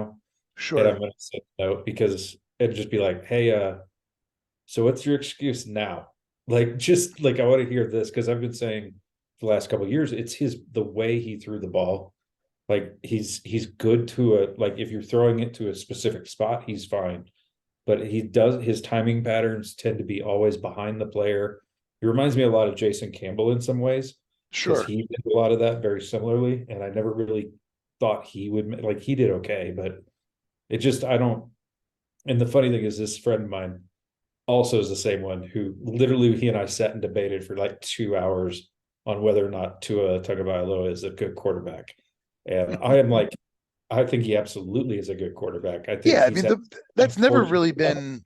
Yeah, Yeah. I mean, the So issue's always been, can he stay healthy? Because sure. he's got an eggshell for a skull. I mean, Yeah. I mean, all seriousness. I mean, you take so many shots to the head. I mean, Yeah. I'm Well, now sorry, but like, it's scrambled, so it's like a hard boiled egg. So he's safe. yeah. No, I mean, it's like at a certain point, you're just like, you start to worry about player safety. You're just like, all right, like, I'm sorry, dude, is Yeah. how many concussions is, Last year for sure. yeah. Well, but I don't, yes, for sure. When was Mac Jones drafted? I'm trying to figure out. This is his third year. You're right. No, I mean, what round was he drafted? First. Well, that's what I thought too. It was in like the around 20 range, I feel like. Okay. Um, Like I don't know the exact number, but I want to say that's the oh yeah, there he is. Sorry, I was looking for him. 15. Yeah, okay. okay, so Um, I yeah, remembered he yeah. wasn't like top 5 or anything like that, but it Well, wasn't. no, I remember because they thought the Niners were going to take him. Oh, right. And They they thought the took Niners would take him at 3, and instead they Trey traded and Lance. took Trey Lance. Good thing that they stumbled across Brock Purdy, or else they'd be living with that decision for a little while. Yeah, how's Trey Lance doing down there in Dallas? I don't know. Actually, I kind of wonder if the rest of the fan base wants to see what he can do at this point. I don't think so. I I mean, don't. I don't. Yeah. I still don't know what to think about Trey Lance. Like I'm sorry to digress, but like I do wonder. I mean, he has some raw athleticism and all that. And you go, you Sure. know, coaching, but So like did he's Edelman, and he flipped to being a receiver, right? I mean, some of these guys got to swallow their. I mean, Tim Tebow, for crying out loud, refused to be converted to another position. yeah, People were trying to get him to be a tight end, yeah, and he's like, "No, I'm a quarterback." And it's like, "No, you're not. yeah, Like, you're really not. So you're running back if you're anything. You're Taysom yeah, Hill." yeah, yeah. I mean, and right, that would have been his path. He could have been Right. a running back, and he could have thrown the halfback option, Sure. twice a game. Make him an incredible weapon for the team as versus the guy you have to rely on every down. Taysom Hill can't barely throw, or else they'd use him that way. I mean, he just doesn't have the, he's a great runner in occasional situations, and he can throw if he has to, but like he'll hit a wide open guy, but he doesn't hit a guy in stride. He's not a pretty passer. No, he's Um, the surprise play. he's a surprise play guy. And that's, hey, look, I mean, that's great to have. Tim Tebow could have been an every down halfback that, you know, Yeah. that could have run a hell of a halfback option, option pass, and it would have been devastating. But Yeah. because he could throw a pass, he just was way too slow with his delivery for the NFL. I mean, he had to drop his arm and do a full windmill windup to get rid of a ball. Um, At least he you could throw a know, jump pass. yeah, he could throw a jump pass. Him and Um, Derrick Henry. yeah, yeah. All right. Anyway, let's see. Any other big games we want to talk about? Let's see. Patriots. Oh, one more Uh, thing about Mac Jones.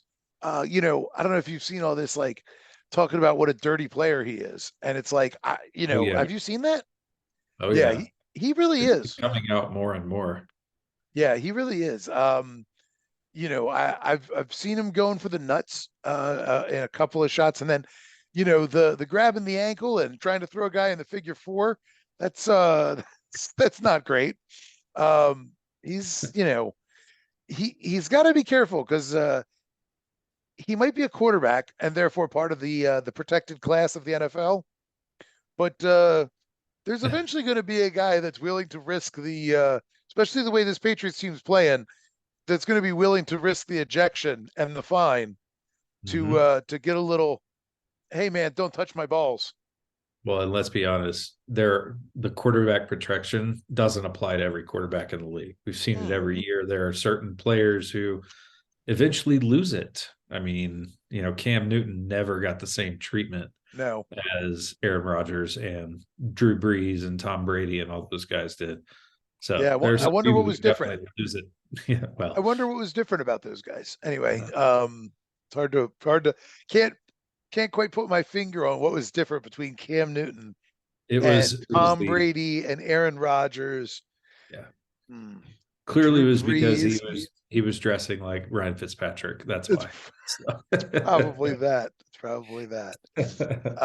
I gotta say, I do miss Cam coming out, for the press conference with the full set of pearls. Yes. I really liked Cam doing kind of a, hey, look, man, I think they look cool. Like, what are you wearing tonight? Where like where the football press would actually go, like, what are you wearing up there? What are you wearing there tonight, Cam? And like get him to talk about fashion for a minute, which is pretty great. Mhm. Pretty good stuff. I have to say, when Cam left Florida, went to Auburn, and I was here, and that was that was right in that heart of the Gators championship run and all that runs. Right. And like I said, I was here for that, and I was a Gator, I was a student.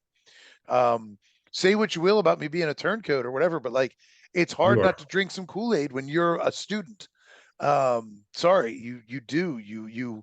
you imbibe some of that stuff. You imbibe some of Maybe the culture. wrong school then. Maybe that's the problem. Maybe I did. And but you do, you absorb some of that culture whether you want to or not. Um, because it's fun, because what it's fun. Uh, I love being a Raven fan. Well, I love being a Raven fan going to Jacksonville, except that every time I go to a game in Jacksonville, we lose. So I do hate that part. The last time we won, sorry to digress again, but the last time we won, we meaning the Ravens, in Jacksonville was um, when Elvis Gerback hit Shannon Sharp for a touchdown late in the fourth quarter to win the game 14-13. So that was the last Jacksonville game I went to where we actually pulled out the win. We've lost every other game we've been to. Is that the same game that Mike Tirico kept calling Ray Rice, Maurice Jones-Drew, and vice versa? Couldn't possibly be because it was the year after the Super Bowl and Ray Rice was not on that team. No, Jamal then Lewis was, but that's pretty funny. Um, and also, I was at the game. I was in the touchdown club level or whatever for that game, and so I even painted my face purple for that game. Anyway, I went full face paint. Um, anyway, yeah. Sorry, but I digress. When Cam left and went to Auburn, and then I can't remember. There was some sort of mini scandal about him at Auburn, and I was like, I remember being like I hope they just nail him for that. So silly. Because yeah, he turned out to be one of my favorite players once he got in the NFL. I just loved watching him play. yeah, it was Uh, fun. but yeah, I mean, I just remember feeling like, well, I remember because then Auburn won a national championship. I was like, man, if he had stayed, but the reason he left was because Urban Meyer wasn't going to start him. So, wasn't Who wrong to was leave. the quarterback at that time? I don't Mm, remember who was at Florida.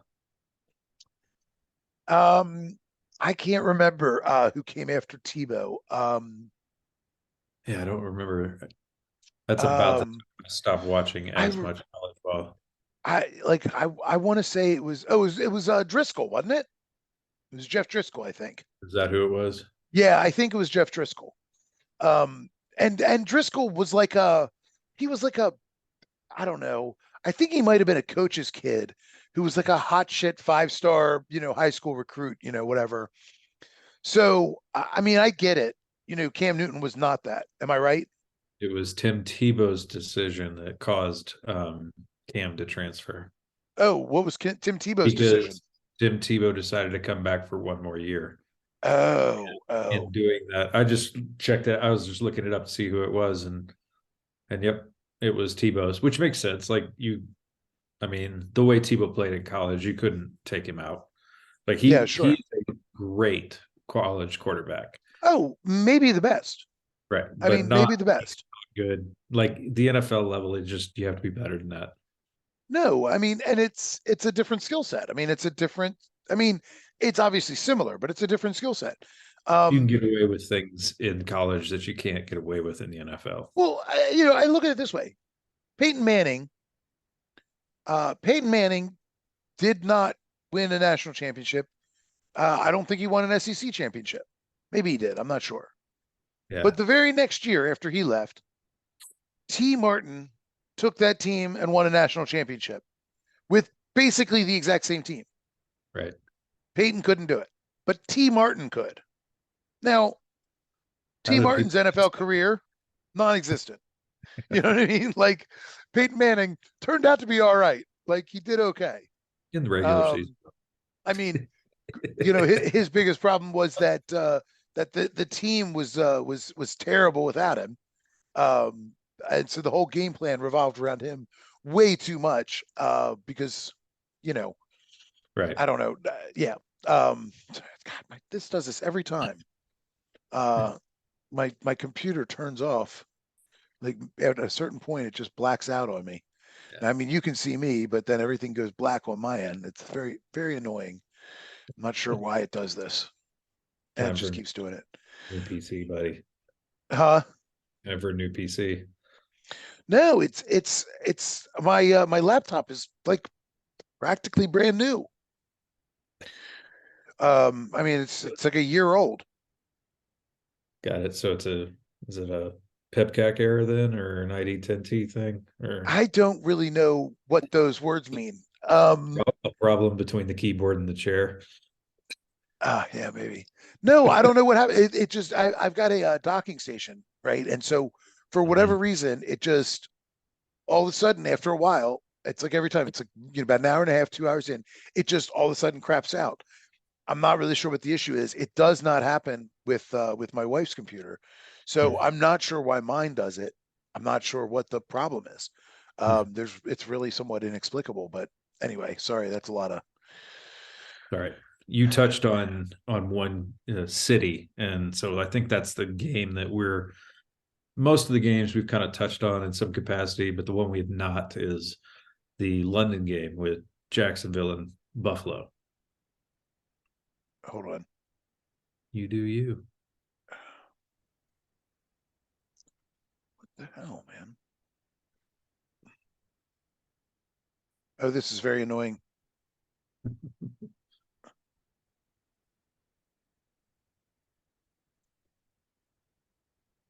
Oh, very weird. Okay. Very strange. All of a sudden, I was like, all right, well, I'll just open my laptop back up. And then all of a sudden it was like, no, we want to be back on the double screen. Mm. Anyway, sorry. Yeah. Um, London game was that the Jags and Bills. Yeah. Yeah, so I somehow I picked that wrong in Yahoo, but I picked it right on the video when we talked. Yeah, I Um, don't. And I remembered you definitely picking Jacksonville to cover, but I didn't remember if you picked them to win. Not that it matters because the Bills were favored, yeah. um, but I don't. I do remember that, but I don't remember what it was. But you Well, also remember last week you were doing your picks off of your phone because so you may have set something one way and then not yeah. changed it back. Yeah, it doesn't matter. I mean, I don't care, whatever. But yeah, no, I know I picked that game, but only because Jacksonville stayed there. They were there last week. They stayed there all week. Yep. Yep. The I Bills remember flew in. the logic was right. And honestly, I think these London games are such a crapshoot. You never know what you're going to get. I do like the fact that the Ravens decided to leave on Monday to get over Smart, there. Like, smart. good. Get acclimated as much as you can to the Yep, time zone. yep. I saw a thing this Get morning, get like the fish and chips Lamar's out of your system. right. Lamar's, Get your warm pints. That's silly because that's not yeah, really I what they are, mean, but that's okay. that's Germany. But yeah, no, Lamar was Well, it people was always think it's England, but it's not. I mean, I've been definitely there. not. No. Yeah, Lamar was joking about it. He's like, I can't believe people actually know who I am over here. Oh, Like, that's funny. it's just he's almost like a little kid in a candy store in a way. But Sure. yeah, no, I mean, so I don't Yeah, want to read good. too Do much all into that. Go to Harrods. Do your thing. Go to Piccadilly Circus. Have fun. Now, right. now Exactly. you know, Now it's come play. Wednesday. It's Wednesday. Get back to business. Yeah, it's Tennessee. Don't lose to them this week. Like, No, no. I but mean, I don't read too much into those games. I'm not going to overinflate the Buffalo looking like they stubbed their toe and not really, nor do I want to crown Jacksonville and say they're all the way back. I do think no, that defense no. is starting to catch up to that offense a bit, Yeah. which is what we saw a bit on that. But I want to see how they continue to go. But I just thought that was I did see them winning. Like Buffalo's been so hot recently. Yeah. I really think people underestimate how hard it is to fly that far. And it's the same as the cross country games. Like, I always pause when I see even a team as good as the Niners, like when if they're coming across country and they're playing even a decent team, like when they're coming to Philadelphia, I'll really have to evaluate that game because that is a hard trip. That 3 hours, it's tough. Um, I mean, it messes with your system for 2 days. I No mean, it just question. does. And it's like I understand that a lot of what you're doing is muscle memory, but it doesn't matter. You're still just like your head's just not quite right for 2 days. And most of these teams fly in on Friday. Well, and I do think there's also, I mean, I'm going to jump to alcohol a little bit, but if you think about it, it's when you're used to drinking at happy hour in the evening all the time, and the first time you have a drink in the middle of the afternoon, Yeah, it hits you a lot yeah, differently. yeah, yeah. You know what I mean? Like we've all been through that. Well, why would that be any different when it comes to your body being ready for what it is they're about to endure? Like if they're used to noon their time and that all of a sudden becomes 9 a.m., like what does that do, going one way or the other? Like Right. Yeah, there's got to right. be something to it. Yeah, I mean, and I think, and then going to London is, it's 5 hours, so it's even more so. Um, Yeah. I mean, again, like I when I flew the first time I flew to over there, I flew to Dublin and I stayed a couple days in Dublin, and I'll never remember how disorienting it was that like I left New York and it was like I don't know. I think we flew out at like 11 or 12 o'clock, like midnight, something like that. And so I had a couple of drinks at the bar. I was like, I need to sleep on this flight because it's going to be we're going to arrive at like 7 a.m. or something. You know what I mean? Like we're going to arrive at like we're going to no, sorry. We left at like it was like 7 p.m. when we left New York, but we were going to arrive at like 7 a.m. and it's like a 5 hour flight. But I was like, or it's a 5 hour time difference, whatever the flight was. I can't remember. But I was like, I've got to make myself be ready for bed at like 7 p.m. So I'm gonna have a few drinks and try and knock myself out a little bit. It's one of the only times I've ever really had drinks on an airplane. I don't usually drink on a flight. Hmm. I mean, occasionally if I'm doing like a long flight, but I don't do a lot of long flights, so I don't generally get a drink. And but I remember I had a few drinks at the bar, got on the plane, had a few drinks on the plane, and it was like we're landing, and it was basically like midnight, 1 a.m. my time, and I was just like ready to fall asleep, and we're coming in, and the sun's up, and it's daytime, and people are doing things, and it's like, oh my god, you know what I mean? Like, It's I didn't, definitely harder going east than it is going west, I feel like, because I've yeah, flown yeah, back yeah, from Europe to like here in Colorado, and I'll leave at 11 a.m. and arrive at 7 p.m. here. And sure, so it's even though I've been flying for 12 hours or however long it is, like just with the time zones, and it's like I just know like my body still though is thinking, oh, it's not quite bedtime, but about to be. Of course, when I hit Sure. the sack, like I'm down. Yeah. But Yeah. it's like you're right. The body doesn't. It's not the same as I'm forcing myself to be awake, as opposed to I'm getting close to my bedtime. Sure. Sure. I mean, lucky for me, the first day it was just like, um, my some family friends picked me up at the airport, and they were like, "All right, jump in." They're like, "All right, let's take all your stuff back to our house, and then we're going to take you on a little tour, and then we're going to drop you off in Dublin to wander around."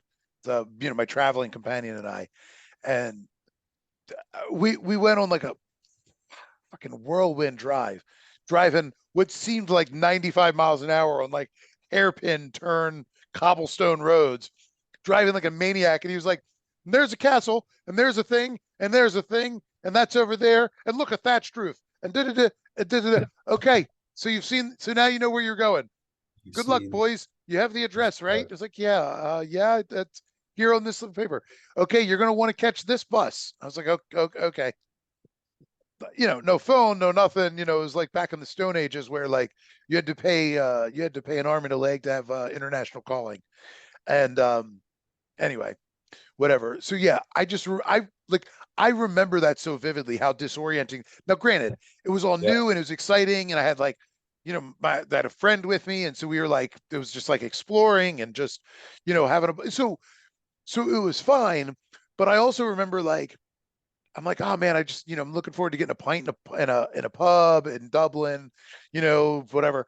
And I'm like, God, I guess I got to wait till noon. You know what I mean? And meanwhile, I'm like, it is still bar time back in New York. Like I should be able to get it, but I'm like, I can't. Like places aren't open yet. We came in on a Sunday, so it was like, oh man, like church bells are ringing.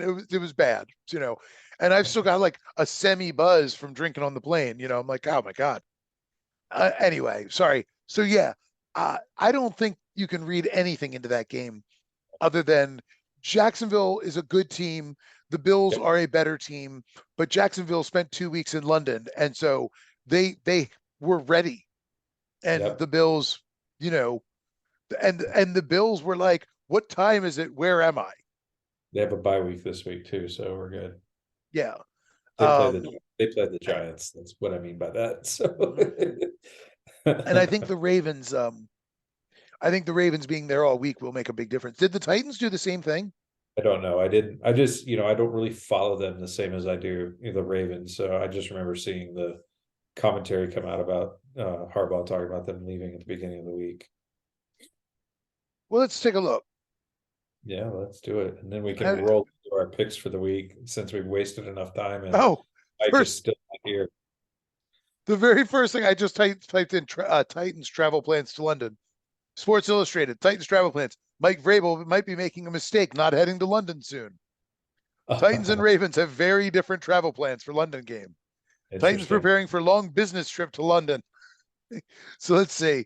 So yeah, That'll be let's see. interesting. We'll see Yeah, they're if the Ravens just wallop Tennessee this weekend. We'll be like, yep, that's true. so. Oh yeah, they're coming in Friday. So, Whoa, and here's what I whoa, like. Hold on. So I just a clicked on day and this. a half. So Holy I just crap! so I just clicked on this article on TennesseeTitans.com.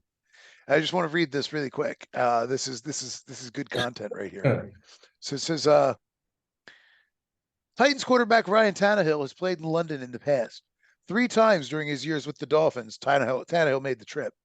His best advice to teammates: Big Ben is the best source of time while in London. All right, sorry. That is the stupidest advice that I've ever seen. Tannehill wants to lose, I guess, because that makes no sense whatsoever. Like, what what the hell does that even mean? He says, just try to convey to the guys, take advantage of your rest on the plane. When you get there, hit the ground running, take advantage of your Friday, and try to get a good night's rest on Friday night once we're there. Then after that, you handle business as usual, and don't try and look back and see what time it is in the U.S. Look at the clock in London, and whatever time it is, that's what it is. Jeez. That is maybe the stupidest thing that I've ever read. Yeah, that doesn't make a whole lot of sense. Hey, good for us, bad for them. Hmm. Is the way I look at that. Yeah, no, because I mean, I get it. These people kind of forget because they're professionals. They're many of them are making millions of dollars. They're making hundreds of thousands of dollars. They're household names. They're famous. They whatever. All these guys. But a lot of people seem to kind of forget that these are also basically a lot of them kind of kids. Yeah, 23, 4, 5, 6 year old, you know, still young adults, still very much just exploring, figuring out who they are in life. You know what I mean? yep. And to have the Agreed. opportunity to go to London. And It's again, I know that many of them have the kind of money that they could do different. this on their own, but Yeah. it's not the sort of thing that you necessarily just do. I don't think they Um, even look at it that way. If you think about it, like these are kids who grew up playing football. yeah, They've never had, a lot of them never had much. They just learned how to play a sport and they're incredibly good at it. So you start talking about London, and I bet you they get big eyes.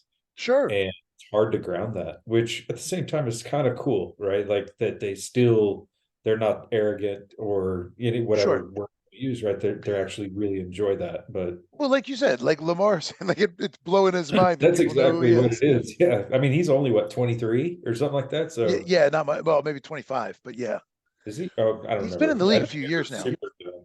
Yeah, He's still very young though. no, very young, and like, I mean, that's the thing. Like, they're still. I mean, I don't want to call them kids because they're men, but and so I Yeah. don't mean that in a belittling way, but I mean like, you know, uh, I mean, I'd still get excited if I was going to London. I'd still be Still, yes. really excited, and I've been I always and get I've been there. nervous.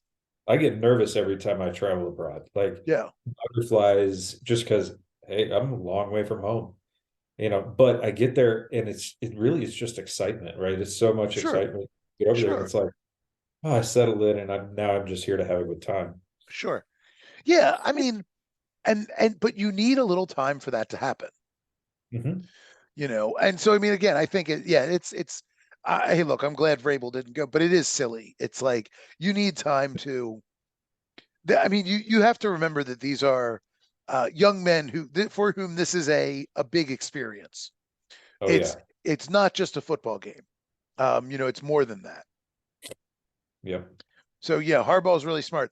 But I think Harbaugh remembers the last time they went, they didn't do this. No. They just went in and they Yeah. got beat down in London. Mhm. They looked awful. Yep. So I mean, it's been a few years, but the last time we went, we looked I just remember. flat-footed, just dreadful. And it was like, yeah, you need to go early. You got to go early. Anyway, Yep. all right. Let's see. Anything else from last week before we move on to next week? Because you know, I am gonna have to assume. Oh wait, I got a text. Did Mike That's, text? no, that's for me. Oh, um, No, I think the only other game we really haven't really touched on at all is the Chicago and Washington game, oh which yeah, I do want to talk you about that. wanted to say something.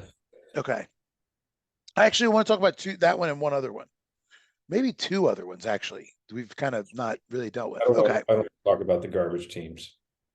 I want to briefly talk about the garbage teams. Do you do? Um, so I have to say, look, I don't want to read anything into this, but Justin Fields actually looked pretty good. He he he didn't look like he was immediately checking down, you know what I mean, and never looking back to guys. He looked like he was genuinely trying to see if plays developed, watching for them to develop and then reading them accordingly, which is what has been lacking from him. Um, I'm not sure it's enough to save his job at the end of the year, but if this is a step forward, because see, I really want to see Justin Fields succeed. He has so much athleticism. He would be an asset in the league. It'd be so much fun to watch if he can learn how to if he can learn how to check down properly, actually watch his receivers, actually see what's going on downfield, not do this.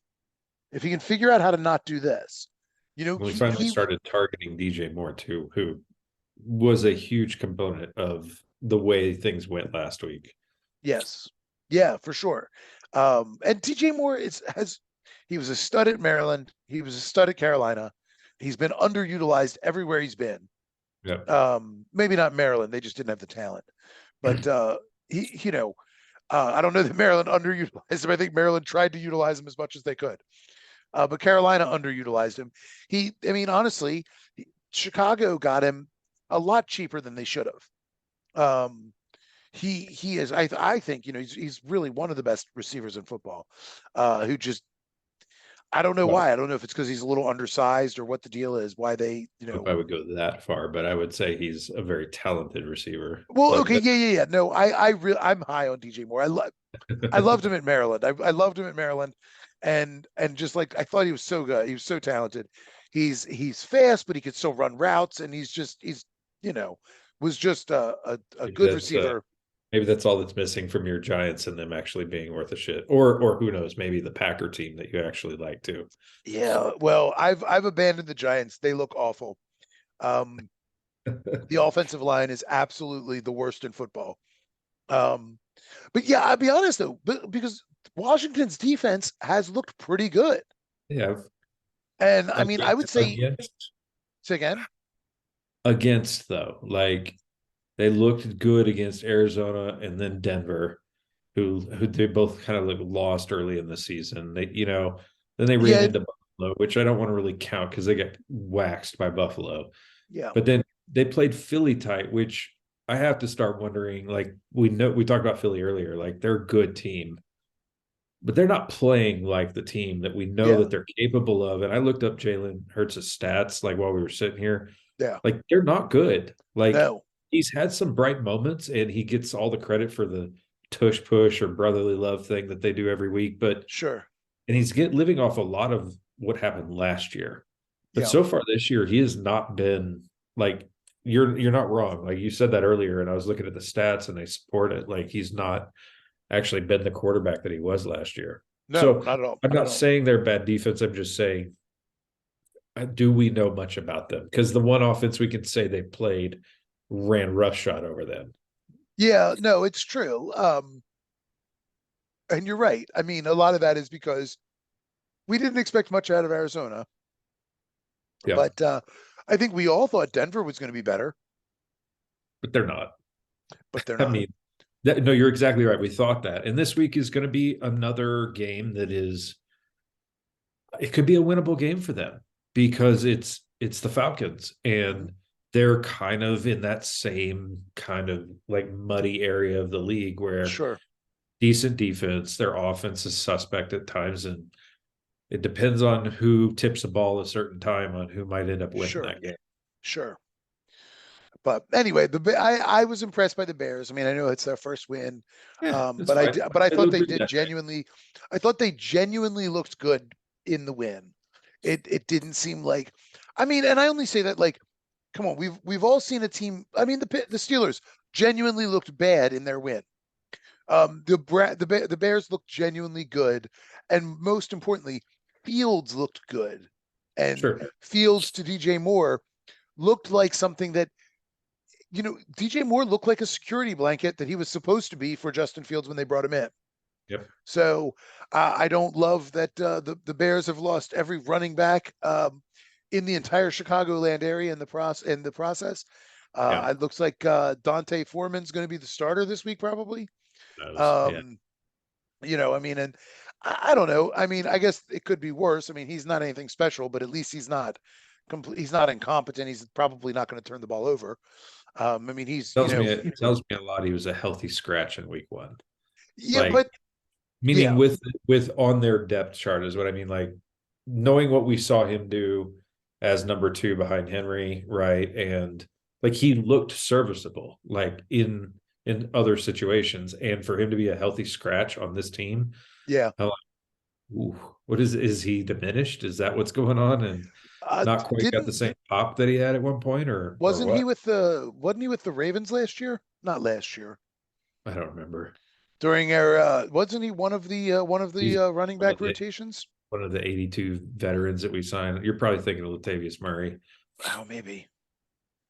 because he was with us and then he went to Denver and now he's in Buffalo. See, this thing's going on again. I've lost my screen again. This is very annoying. We I don't do know how have to one. solve this. I don't know We how to do have solve one this. more game to talk about though, because I don't yeah, know how to solve this I get to problem. rip a little. Sorry, I'm completely blind. I can't. Good Lord, this is very annoying. I can't even bring you up on my laptop for some reason. And if I unplug the camera. Okay. Sorry, Dante Foreman. Can you see me? Yeah, I see you Okay, just fine. good. All right. That makes one of us. All right. I want to see his career real quick. So I really thought he came to the Ravens for like a minute. Um, I can look it up for you. no, I can look it up. I just can't see you just at the moment. Um, okay, that's weird. Why didn't it show me his history? No, he was never with the Ravens. Okay. Yeah, He maybe I was am thinking. Texans, Colts, Titans, Falcons, Titans again, Panthers, and then Bears. I'm thinking. I for some reason I thought he was one of the many that we signed and brought in for a minute. Um. Anyway, regardless, I was impressed by Justin Fields and the Bears, and so I hope that continues. Um. I have to say, I'm kind of excited for the. I wanted to talk. I'm excited. I'm glad the Colts won. Not for any particular reason. I don't have a dog in that Sucks fight. Richardson got hurt. Well, that's what I want to talk about. So, okay, so somebody. I mean, this guy has played or has been part of a team for 5 NFL games. He has yet to finish one. Yeah, He started 3 and hasn't finished any. Somebody has to teach him how to slide. Now, I understand that he understands that he is an absolute load to bring down, but he cannot keep going out there like, I'm going to run into 4 guys yep. and make them drag me down so that I can gain 2 more yards. Mm-hmm. I mean, there is a time and place to do that. No question. Those moments do happen, Right. but Not you all the know, moments. but it's not. I was just saying, yeah, but it's not every moment, you Yeah. know.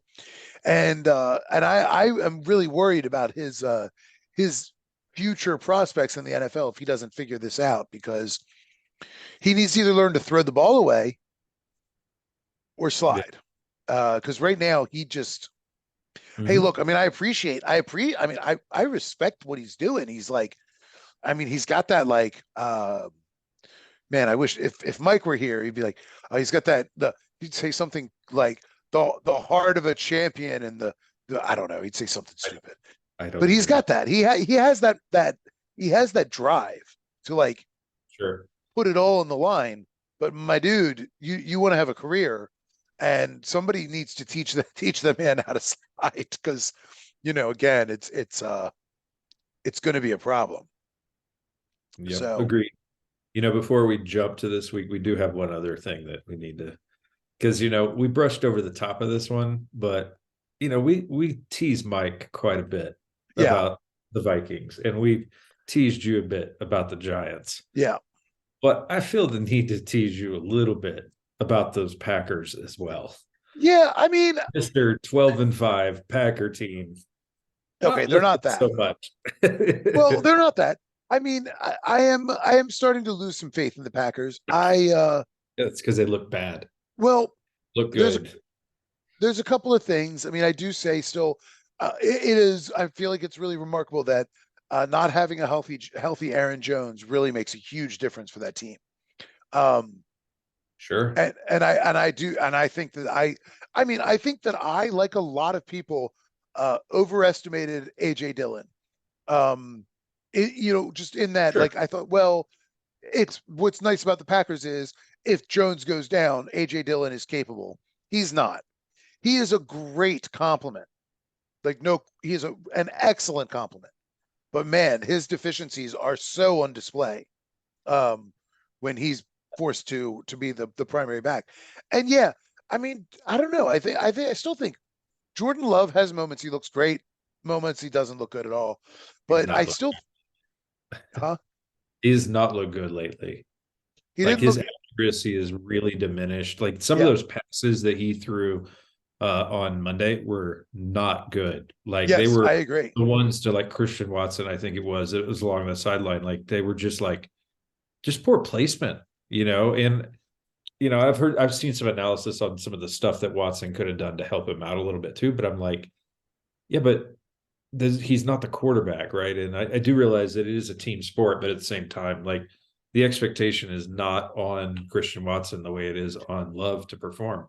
Well, I would also say, and on that one pick, the pass to Christian Watson that got picked, I will say that two things. Number one, it was an incredible play by Sure. whoever that defender. It was incredible for him to like fully turn around, and I mean that was incredible. But that ball should have never been picked, and that is on Watson because that ball, like he should have been making a play on that ball Sure.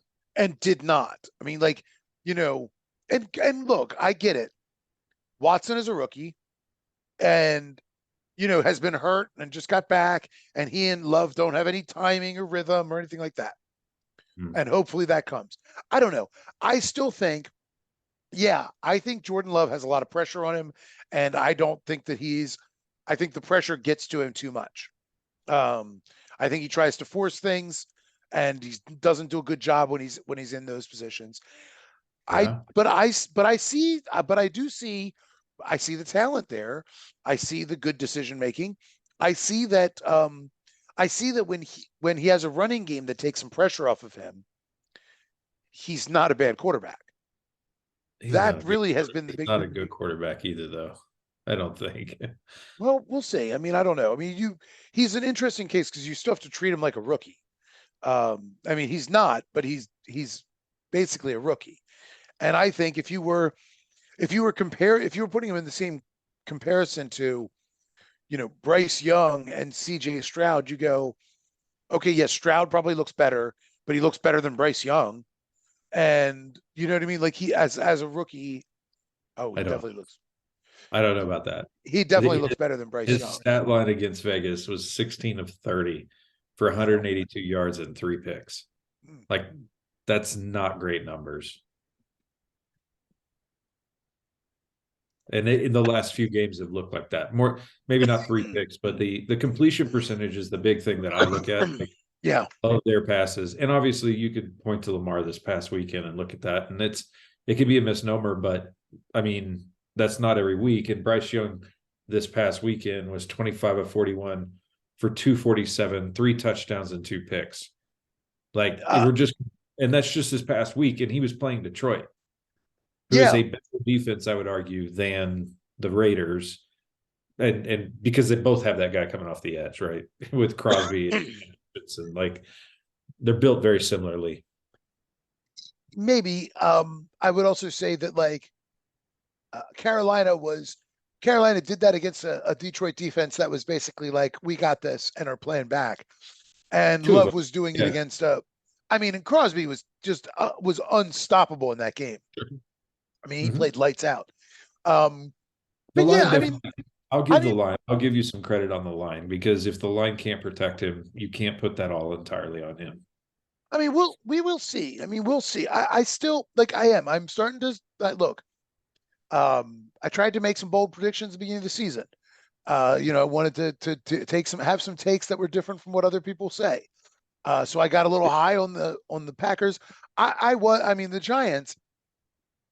Look, no way did I imagine that offensive line could possibly be this bad. Um, I don't. I still think Daniel Jones is a decent NFL quarterback. I just don't think anybody could be a decent NFL quarterback with that line. No, I mean, just I give him a pass right now yeah. because that like they as soon as they hike the ball, he's got someone in his face. It's. I mean, it's worse than Houston with David Carr. Yes, I mean, agreed. it's worse than that. And I thought that Slayton was going. I mean, it doesn't really matter. We don't even know. I was like, man, with Darren Routes don't get Waller, developed. Yeah. say again. The routes never even get a chance to Yeah, develop. well, that's what I mean. I was like, oh man, Slayton, looked like he was kind of, an improving wide receiver last year. Looked like he was, pretty viable guy.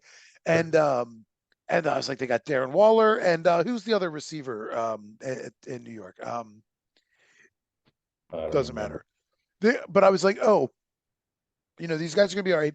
And you look at the offensive line, you're like, I know it's gonna be suspect, but like, surely there'll be learning moments. There'll be problems, but it'll be okay. It'll be serviceable.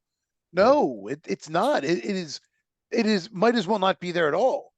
Yeah. It's an unbelievably bad offensive line. It's I've never seen anything quite so like, it's like, oh, maybe they'll be better with Saquon. Well, I mean, yeah, only because he'll be the guy getting hit behind the line of scrimmage. Like it's just unreal. Um, and yeah, I was wrong about the Giants just because like I never anticipated that O line would be that bad. The Yeah. Packers, I still think I thought the defense would be a little better than they are. There, I think the defense is still decent. Um, but It, I it thought, is. The yeah, defense is not the problem. no, I It's agree. absolutely the offense. I agree. I don't know. We'll see. I still think.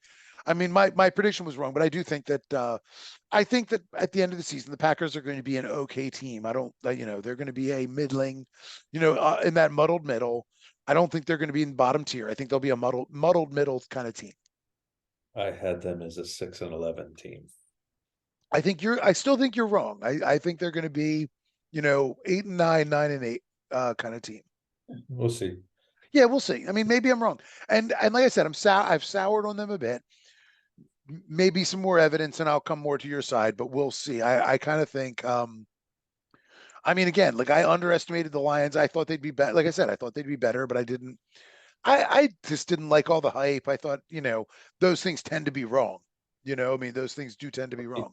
And for me, so coming out of last season, I don't watch Hard Knocks that often because I get bored with it and it's all the Yeah, same propaganda. sure. But I was really interested in the Lions last year because you know, you hear all the stuff about Dan Campbell, so I'm like, oh, I want to go hear what it's like, and it's like at the end of the Hard Knocks, I was like, holy crap, this team, they're building in here. You just could feel it, and Yeah, like, and some of it is the way it's filmed and the way that it's portrayed, right? Of course, sure. there's It's editing. always, Yeah, but there's stuff. It was just more around how he spoke, the way he was doing things with that team. Campbell specifically. And they came out of the gate and had laid eggs after egg. And it's like, what is going on? Like this did not look like the team, and then all of a sudden, there was a point in the season where they caught fire, and quite frankly, should have made the playoffs. Kind of yeah, got hosed a bit, but like they were, and that's what I based it on was like, no, they figured something out in the last season, and they're going to hit this season, hit the ground running with that already having been figured out, and then adding the piece of David Montgomery to the whole thing. Like, who knew letting go of like DeAndre Swift and Jamal Williams, and then like drafting a rookie and bringing in David Montgomery, like you would have thought that was crazy, right? To sure. think that would actually be the solution to, not the solution, but maybe a better fit is the right way to Spark. put it. Yeah.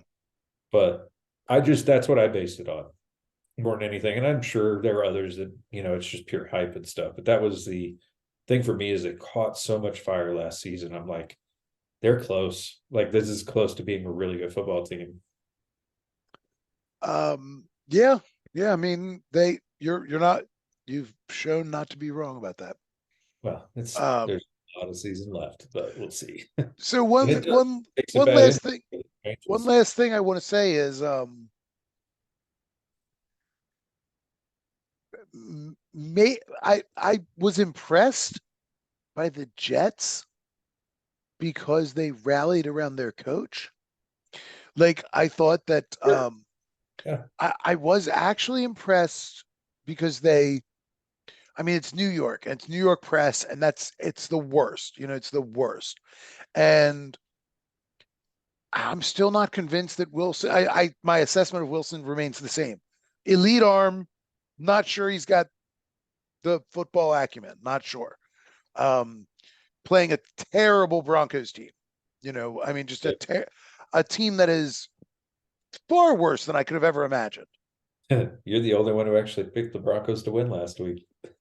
Yeah, well, I mean, I have to say, I did not realize how awful they were. I won't be picking them to win the rest of the season. I can't imagine. They look They're terrible. it's really their offense is okay. Their run defense is abysmal. Like that, it's not even the passing defense because they still got Sertan and stuff. They got some decent players back there. They can't stop. Like, I'm not sliding Brees Hall. Like, obviously, he had some bright moments last year, but for him to do that against a No, it team was that crazy. like they had a decent defense, like ugly. And Zach Wilson looked decent. You Yeah, know, he played I think well. something clicked in the Kansas City game the week before, and I don't mean like where he's now going to become a superstar, but more of a he's not going to make as many boneheaded plays. He's not I going to think that scramble backwards for 10 yards just to figure out yeah, what to I do. still do think throwing the ball sideways is worse, but that's okay. No, Deshaun Watson throwing the ball backwards is worse. Yeah, exactly. I mean, that continues to be the worst thing that I've ever seen. I mean, I've never seen a quarterback. I mean, just turn like just backwards fire a pass. Although, I mean, I've seen a quarterback try to like shovel a ball to a running back that seems wide open while he's taking a sack. I've seen that where it's like, hey, you've got 3 yards in front of you, but not like, hey, you've got a guy on top of you. I'm gonna throw it backwards to you. It's Yeah. unreal. Fun. Okay. All right. So yeah, I just wanted to mention the Jets because I've been hard on Zach Wilson and I thought I should at least acknowledge, Yeah. he played well and good for him. And I really like sticking it to Sean Payton because, while I think he's a good coach, I also think he's a piece of shit. So I'm happy to I'm happy. I mean, I do think that he was a sacrificial lamb in the targeting scandal because I think every fucking coach in the NFL has done that. But and so I do think it was unfair that he got, you know, that he ended up being the guy. But I also think there's also a reason that they made him the guy. You know what I mean? It's almost like Gruden being the only one to go down for his emails. Yeah. I mean, right. Like, yeah, I'm sure there's no such no. I'm sure nobody else is yeah, has such colorful language. So we're not going to get Mike's locks of the week, it doesn't look like. No, no, Mike sucks. We Oh, I should did. look at it. They were last week. Did he respond? I don't know. I just got a text. Gents, I'm literally struggling to text this in the back of Auber. Okay. In way he won my Bafed. Wow. Maybe we should end this before he gets here because we don't. Wow. Wow. I put, think put the thumbs away, buddy. I But think that's text him back. If you Mikey the Genuous may be intoxicated. yeah, maybe a little good. At least he's in an Auburn. So, you know, I I choose I choose to believe that he was trying to type the word aubergine, and he's riding in the back of an eggplant right now. what? That's how you choose to go with it, That's not how Uber. I choose to believe that somebody is taking him home on an eggplant. Okay, I like this actually. Yeah, I choose to believe, and he's Italian, so he went with he's Italian and Greek or whatever. He went with the full aubergine. So Feel he like was. that needs to be in the next cover art for the podcast where I incorporate Mike writing in on an eggplant. Can you just get him with like the cowboy hat on an eggplant? Yeah. Oh, that's funny. Uh, I'm Yeah, sure I I was could looking find at a shirtless photo of Mike in jeans and like, doing a full cowboy thing. yeah, the I'm just looking at his picture from last week and it's like he had the Giants covering. It did not happen. Well, And the money line. So he did get that one. but hold on. So this was the thing. So I want to interject real quick. His first week with this, he went 2-2 Yep. I lost or what? $15. Yeah, but he didn't lose $15 because that's the thing. See, the money line doesn't pay out 50-50, like doesn't pay out like you bet 50, you win 50. So that's the thing. That's what I was trying. That was what I was trying trying to say last time, if I can find the No, you're right, but that is also why he lost the 15 because the money no, line no, the plays. 15 was just the vig. No, No, no, no. because it was 4 games. It was 4 games, and he went and he split them. He split them all. That, So hold on. He didn't calculate that right. He didn't tell us his winnings. He just said he he won. did. No, he didn't.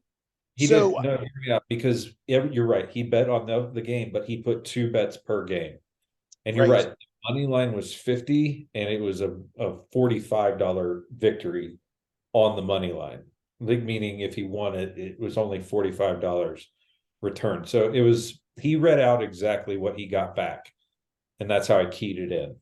Okay. Yeah, but I still I think that it was still wrong. Because I think yeah, I think I don't know. There's something about it I think is wrong. Because like this week he bet 200 and he won back 116.12. So he lost 83.88 I on the see week. what you actually, because it's the real issue is that he told us what he bet on it, not what he made on it. Right. He told us No, what he I think you're right. lost. Right. Right. I think we need to look at that. Like look at the winning a little bit closer. Yeah, because so if I go back No, to the you're right. text, That makes sense. because okay, so he bet so there you go. Yeah, he bet I've got the bets. He bet the Eagles over Washington. He bet $50 for the Eagles to win.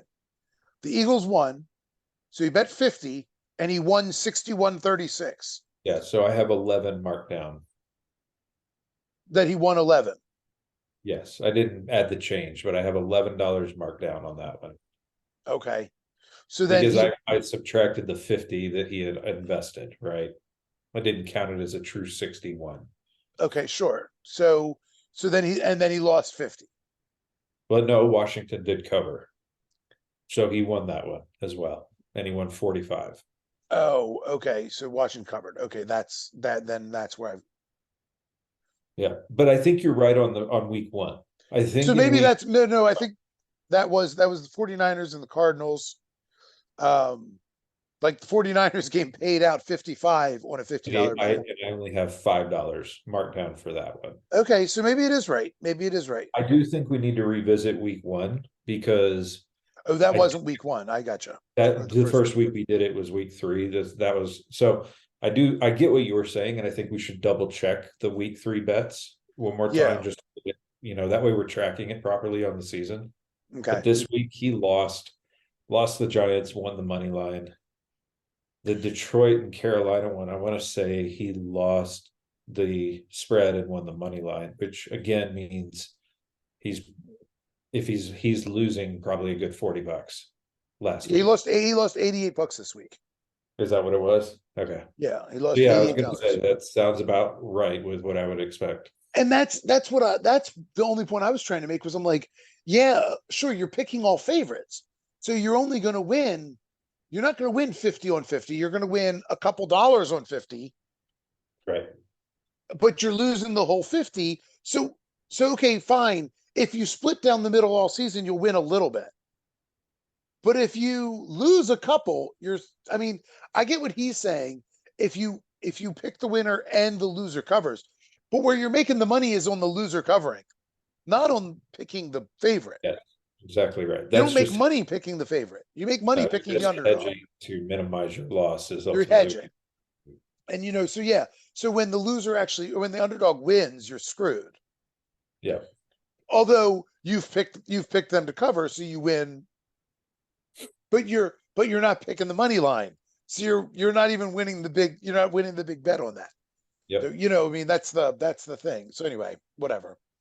I mean, I get his system, and I can see how over the course of the season he probably comes out ahead.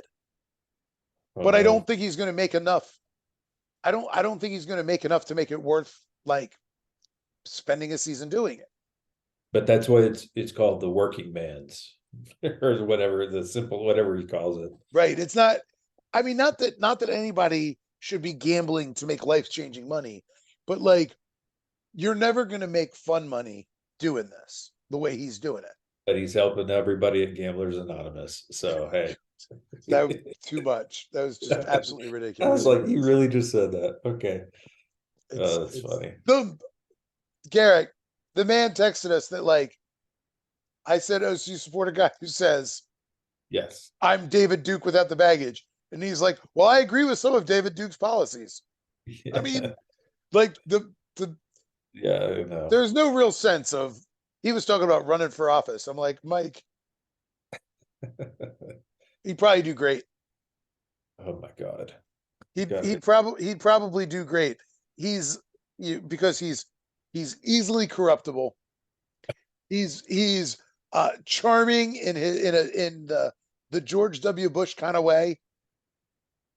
Um, I'm just not sure he could convince donors that he's a good gamble.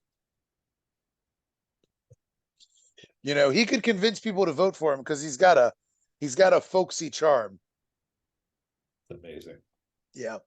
All right, let's pick some games. Let's do it. You want me to give you the actual lines too off of DraftKings at the same time? I've got the lines on Yahoo for whatever they are. So if they're close, we'll see what they are. Yeah, their DraftKings will just be a little more up to date, but yeah, it should be good though. All Because right. there's some of them that they're all on there now. Yeah. When I looked earlier, half of them were off, like they are on the Tuesday number. I was like, ew. Yeah. So Tuesday they're all there they're Tuesday they're bad. Wednesday they've usually got it figured out. now. Yeah. All right. Kansas City, Denver. I've got a 10.5 point Kansas City. Yep. Pretty much. At, It's 11 on DraftKings, but yeah. okay. Either way, I still take Kansas City on that one. So I'm actually going to take Denver here, and it's Okay. not because I think Denver's going to win.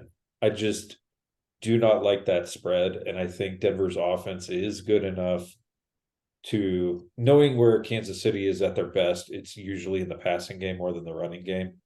Pacheco is a decent running back. I think he can exploit the defense, but I can't see them running away with it. You know, Okay. and part of that's just because Kansas City doesn't put people away that often. Like they let them come back or let them hang around, and it's never in question. Like it's always Kansas City's going to win, but it's not like the 49ers doing what they did to Dallas. You know, it's Sure. just the way they're structured. So that's the only reason I'm taking Denver. I absolutely Okay. think Case. Well, yeah, I hate those big spreads like that, but we know what Mike's going to do. He's going to take Denver to cover, It's in the money line for Kansas City. Kansas City to win, Yeah, and it's going to be like a minus 500 money line. exactly. All right, Baltimore, Tennessee. Minus 625 for the record. Huh? Is it It's 625? minus 625. So what does that work out to be? Like winner gets like $54 on a $50 bet. Let's find out. He on a $50 bet, he would win $58. Yeah. Okay. So yeah, So he'll win 58 and he'll lose 50. which I'll take that money line bet all day long, but on only that bet though, and I'm not retiring off that winning. Well, that's what I mean. And again, like, so yeah, he'll net $8. Right, exactly. Get a Starbucks, buddy. Enjoy. I mean, like that's fine, but it's just like, Mhm. what is the point? Now, granted, if Denver covers, you know, sure, then he wins $58. Exactly. But still, it's just, we'll see. All right, Baltimore, Tennessee, 4 points. I'm Baltimore favorite. Huh? Yeah, I'm taking our boys. Just purely based on what we talked about earlier. Yeah, The fact I'm going that to they've take. been there all week in Tennessee did like hopefully they're gonna get whopped. And You know, I think the Ravens are pissed that they lost that game. It really seemed from the little bit of coverage that I saw. I mean, even Lamar, he said something I've not really ever heard the Ravens say. He's like, we gave that game away. yeah. And I mean, I think all of them are mad that they lost that game because they know that they won. Well, and I loved Andrews coming out because he never does that. And for him to come out and say that, like, hopefully that's the thing that rattles people and he becomes more of a leader on that offense. Yeah. So hopefully. But yeah, Ravens all the way. Yeah, he's looking, he's like, if I become more of a leader, maybe I can get some of that Travis Kelce money. Or like some of those Travis Kelce ads. I'll go get a shot. Mm-hmm. I I'll get thought it. you were about to talk about Tay Tay, and I'm like, no, no, don't do it. All right, let's see. Washington at Atlanta. Atlanta's a 2.5 point favorite there. You know, this is a weird game for me because it just feels like a trapping game for Atlanta a little bit. I think Washington's offensive line is almost as bad as the Giants. Maybe not quite so bad, but I am going to take Washington though. And I just feel like they're just one of those scrappy teams that seem to win games they shouldn't, sometimes out of the blue. I mean, excuse me. I feel like this is a coin toss game. Yeah. And I'm going to take Atlanta. Um, and the only reason I'm taking Atlanta is because they're at home. I'm literally just going like home Yep. field advantage on this one. Uh, but I don't like it. I don't like the pick. I don't like it at all. Yeah. All right, here's a tough one for me. So It's a lot more challenging than it should be. yeah, more challenging than it should be. This was I thought an easy pick until Jefferson went down. Agreed.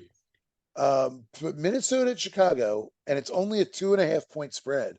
So, even Vegas doesn't think it's going to be, Yep. anything. No, I agree. And I think that changes everything for them. And, if they had much of a running game going in Minnesota, then maybe you could see them leaning on it more. Addison's still a rookie. So he's had some big moments, but I don't know how, he's going to do. The only part that makes me hesitate is the fact that who's running back for Chicago this week. Like they may not have had the same impact in losing a player like Justin Jefferson, but having to pull a guy who, as we talked before, is a healthy scratch, as your starter, Sure. it's tough for me. I'm actually I'm gonna go with Chicago because they're at home, and I do think they're starting to figure a few things out, and Minnesota seems to be going in the wrong direction. I'm going to take Chicago begrudgingly, but Yeah, because I think they're going to rely on Justin Fields more. They're going to have more design runs in this game to make yeah, up for the lack of running game. And I think he and DJ Moore found something this week. And I think they're going to build on that. So I think Minnesota is just cooked. I with think my Justin Jefferson is the engine that keeps that train running. I Would you say? can't I can't wait for next week when they lose this game and Mike has to defend their 5 losses. Like in 6 weeks.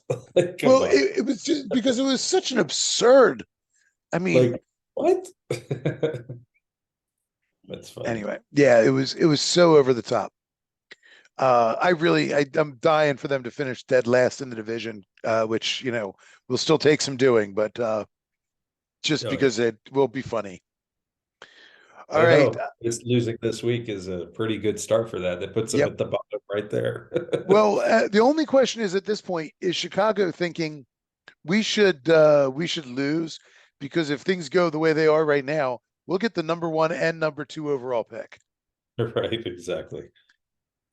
We can I think we they're can I think they're fine with 2 and 3. yeah, yeah. All right, let's see. Seattle going to Cincinnati. Yeah, I have to take Cincinnati after the way they played last weekend. I know that, I mean,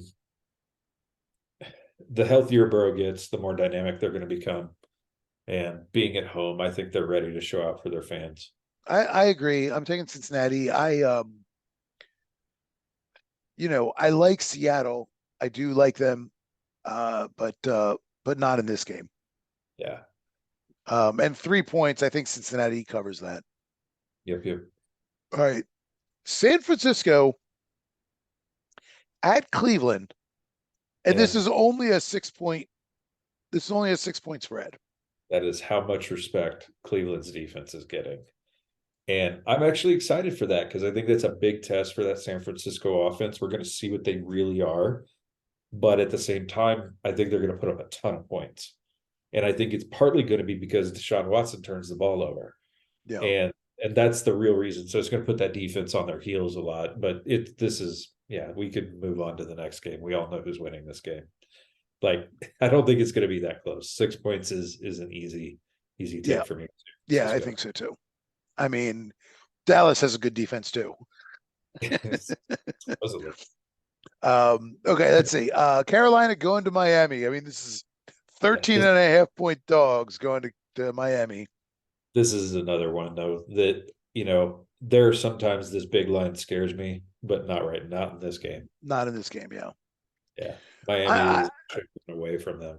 I'm sorry. I think Bryce Young looks terrible. I mean, I just think, He looks like a rookie, is what he looks like. see, I And I, disagree. I I think he looks awful.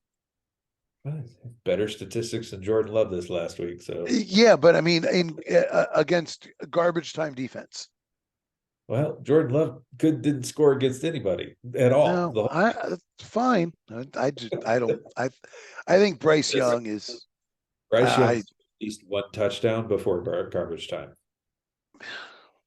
okay. Um all right, let's see. Indianapolis going to Jacksonville as a 4 point dog. Yeah, I mean, in a weird way, I think Indianapolis got better with Minshew taking over, and there's no discredit to Richardson just because I just think it's Minshew being a veteran. He's seen this, and playing Jacksonville, he could want to have some revenge on his old team a little bit. But I'm taking Jacksonville all day. I'm going to take the Colts for all of the things that you just said. I think I agree. I am high on Richardson. I am very excited about Richardson. I hope somebody teaches him to slide. But I do think in the short term, you get Jonathan Taylor back, Sure. and Minshew is. I think Minshew is more capable of being a gunslinging quarterback back there right now. I think he's certainly better for Michael Pittman. And who's the other receiver that's sort of come on for the Colts? There's another receiver there that he had a big week this week. I can't think of his name. Doesn't matter.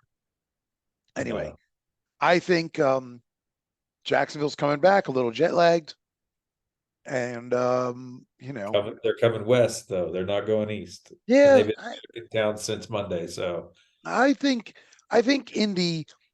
I don't know if they win this game outright, but they're certainly going to cover, and they're going to make it interesting. That's what I think. I don't think it's gonna be like a landslide victory, but I definitely think Jacksonville wins, and I do think they'll cover. So I think I'm going to take the Colts. Okay, let's see. New Orleans going to Houston, a 1.5 point favorite. it's a pick 'em game. Yeah, Um, it's funny, like if you'd asked me a week ago, I'd pick Houston all day long, and I just game film maybe catching up to that team a little bit and what we kind of initially thought they might become. They're a young team, so they're not. It's not a commentary on how bad they are as much as it is that they're a young team that's going to have to learn to adapt. So I'm probably going to go New Orleans, especially with Kamara being his second game back. Like they're going to start to catch fire a little bit. I feel like, and they try to make a push for the playoffs. New Orleans, that's where they're headed right now. yeah, I'm taking New Orleans as well, and uh, mainly I think because Houston being a young team, I think the problem with them being a young team is they're the kind of team who could accidentally beat the 49ers because they don't know any better. Um, and things just happen to fall their way in a weird way or whatever. But my point being, I think they're the kind of team that could surprise somebody out of the blue who maybe comes in underestimating them a bit or whatever. But I don't think that happens this week. I mean, I don't know. They just seem like a team that can beat beat a better team if things just fall their way. I think Stroud's really developing good chemistry with Nico Collins, but Tank Yep. Dell's out.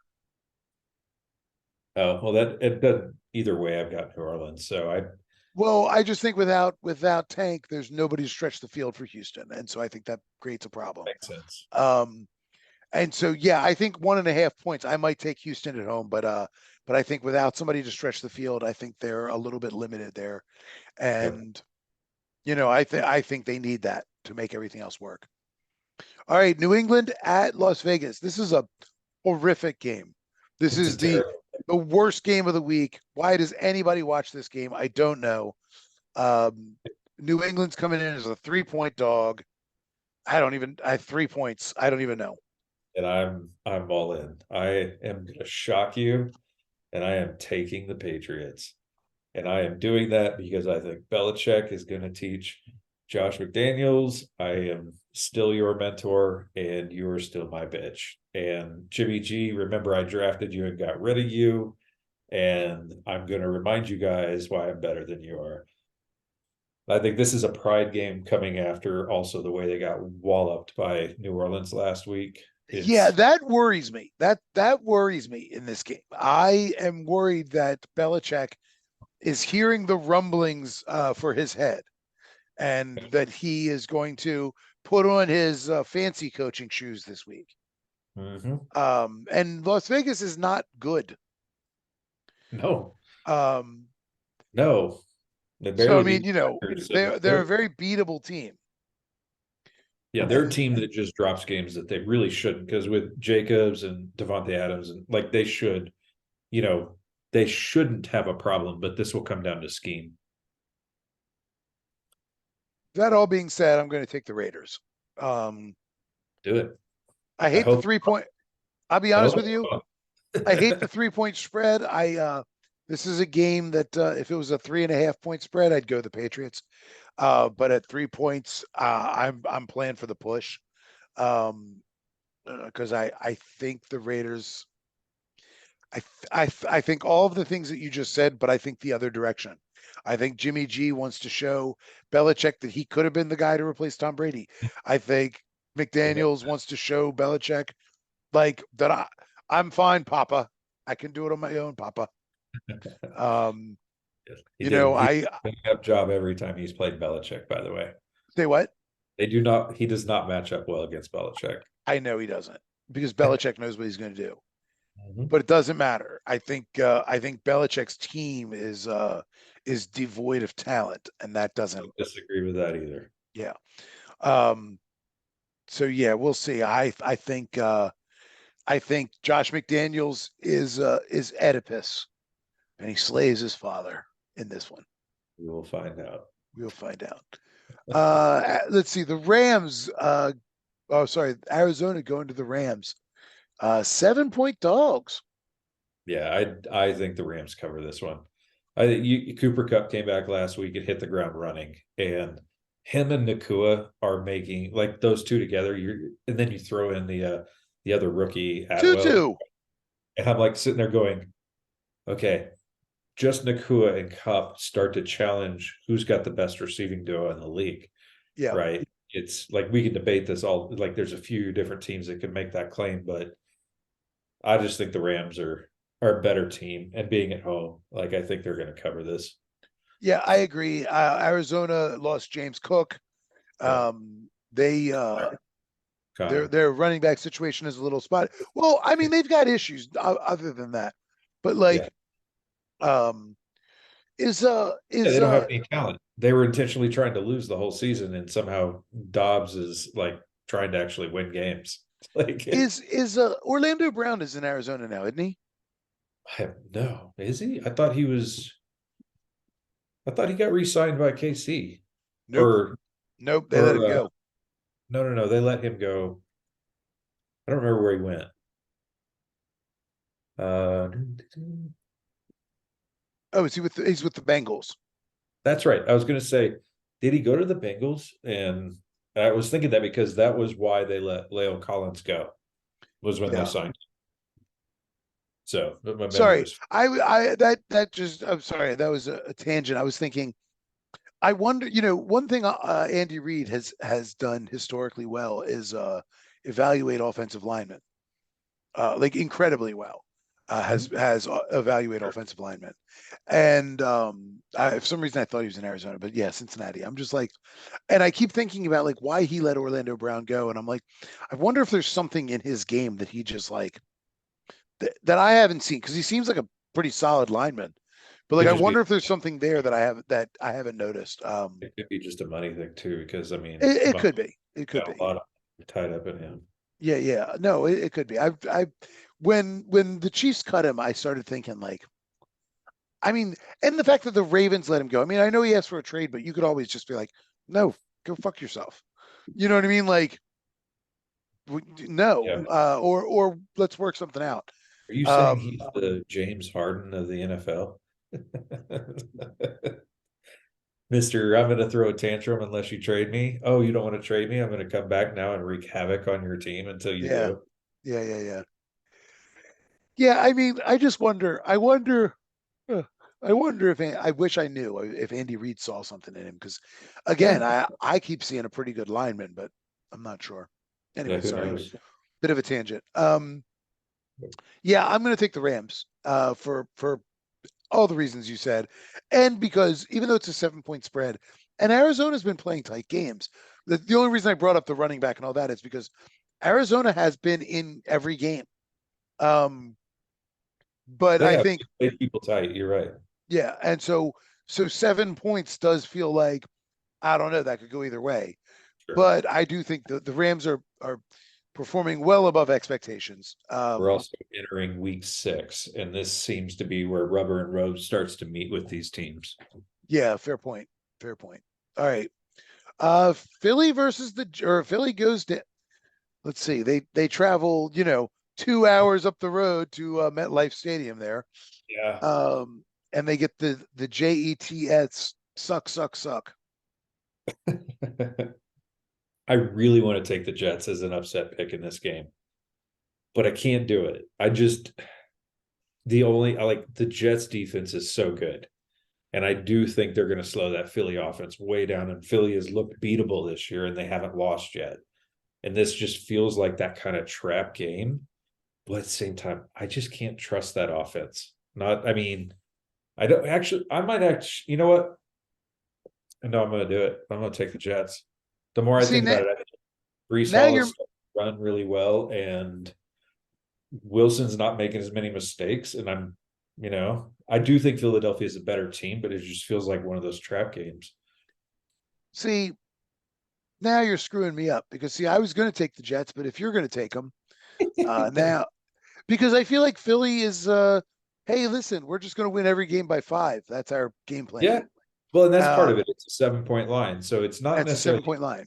like I can see the Jets pulling out the victory, but I could also see it being a close game down to the wire. That's a little bit more my thought. I don't think they're going to win, but I do 7 points. I feel like the Eagles just haven't put anybody away. Well, they did last week. They put the Rams away. They did it in the fourth quarter too. So I mean, that's the first time I've seen them Yeah, finally do that. But at the same time, it hasn't been consistent yet. yeah, yeah. Good point. But even then, would they beat the Rams? 12. Oh, it was um hold on, I'll tell you real quick. I want to say they end up winning by 15 at least. Hold on, I'll get you the scores from last week real quick. Oh, 9. They won by 9. Is that all it was? It felt like they were up. They must have been up bigger than that at one point, and the Rams got a touchdown late because Yeah, they so were. they won by. They so look, they beat the Rams by 9. They beat Washington by 3. They did beat the Bucks by 14. Okay, yeah, but They that was beat different. the Vikings by 6. No, they haven't really put anybody. Patriots by 5. Yeah, they've not.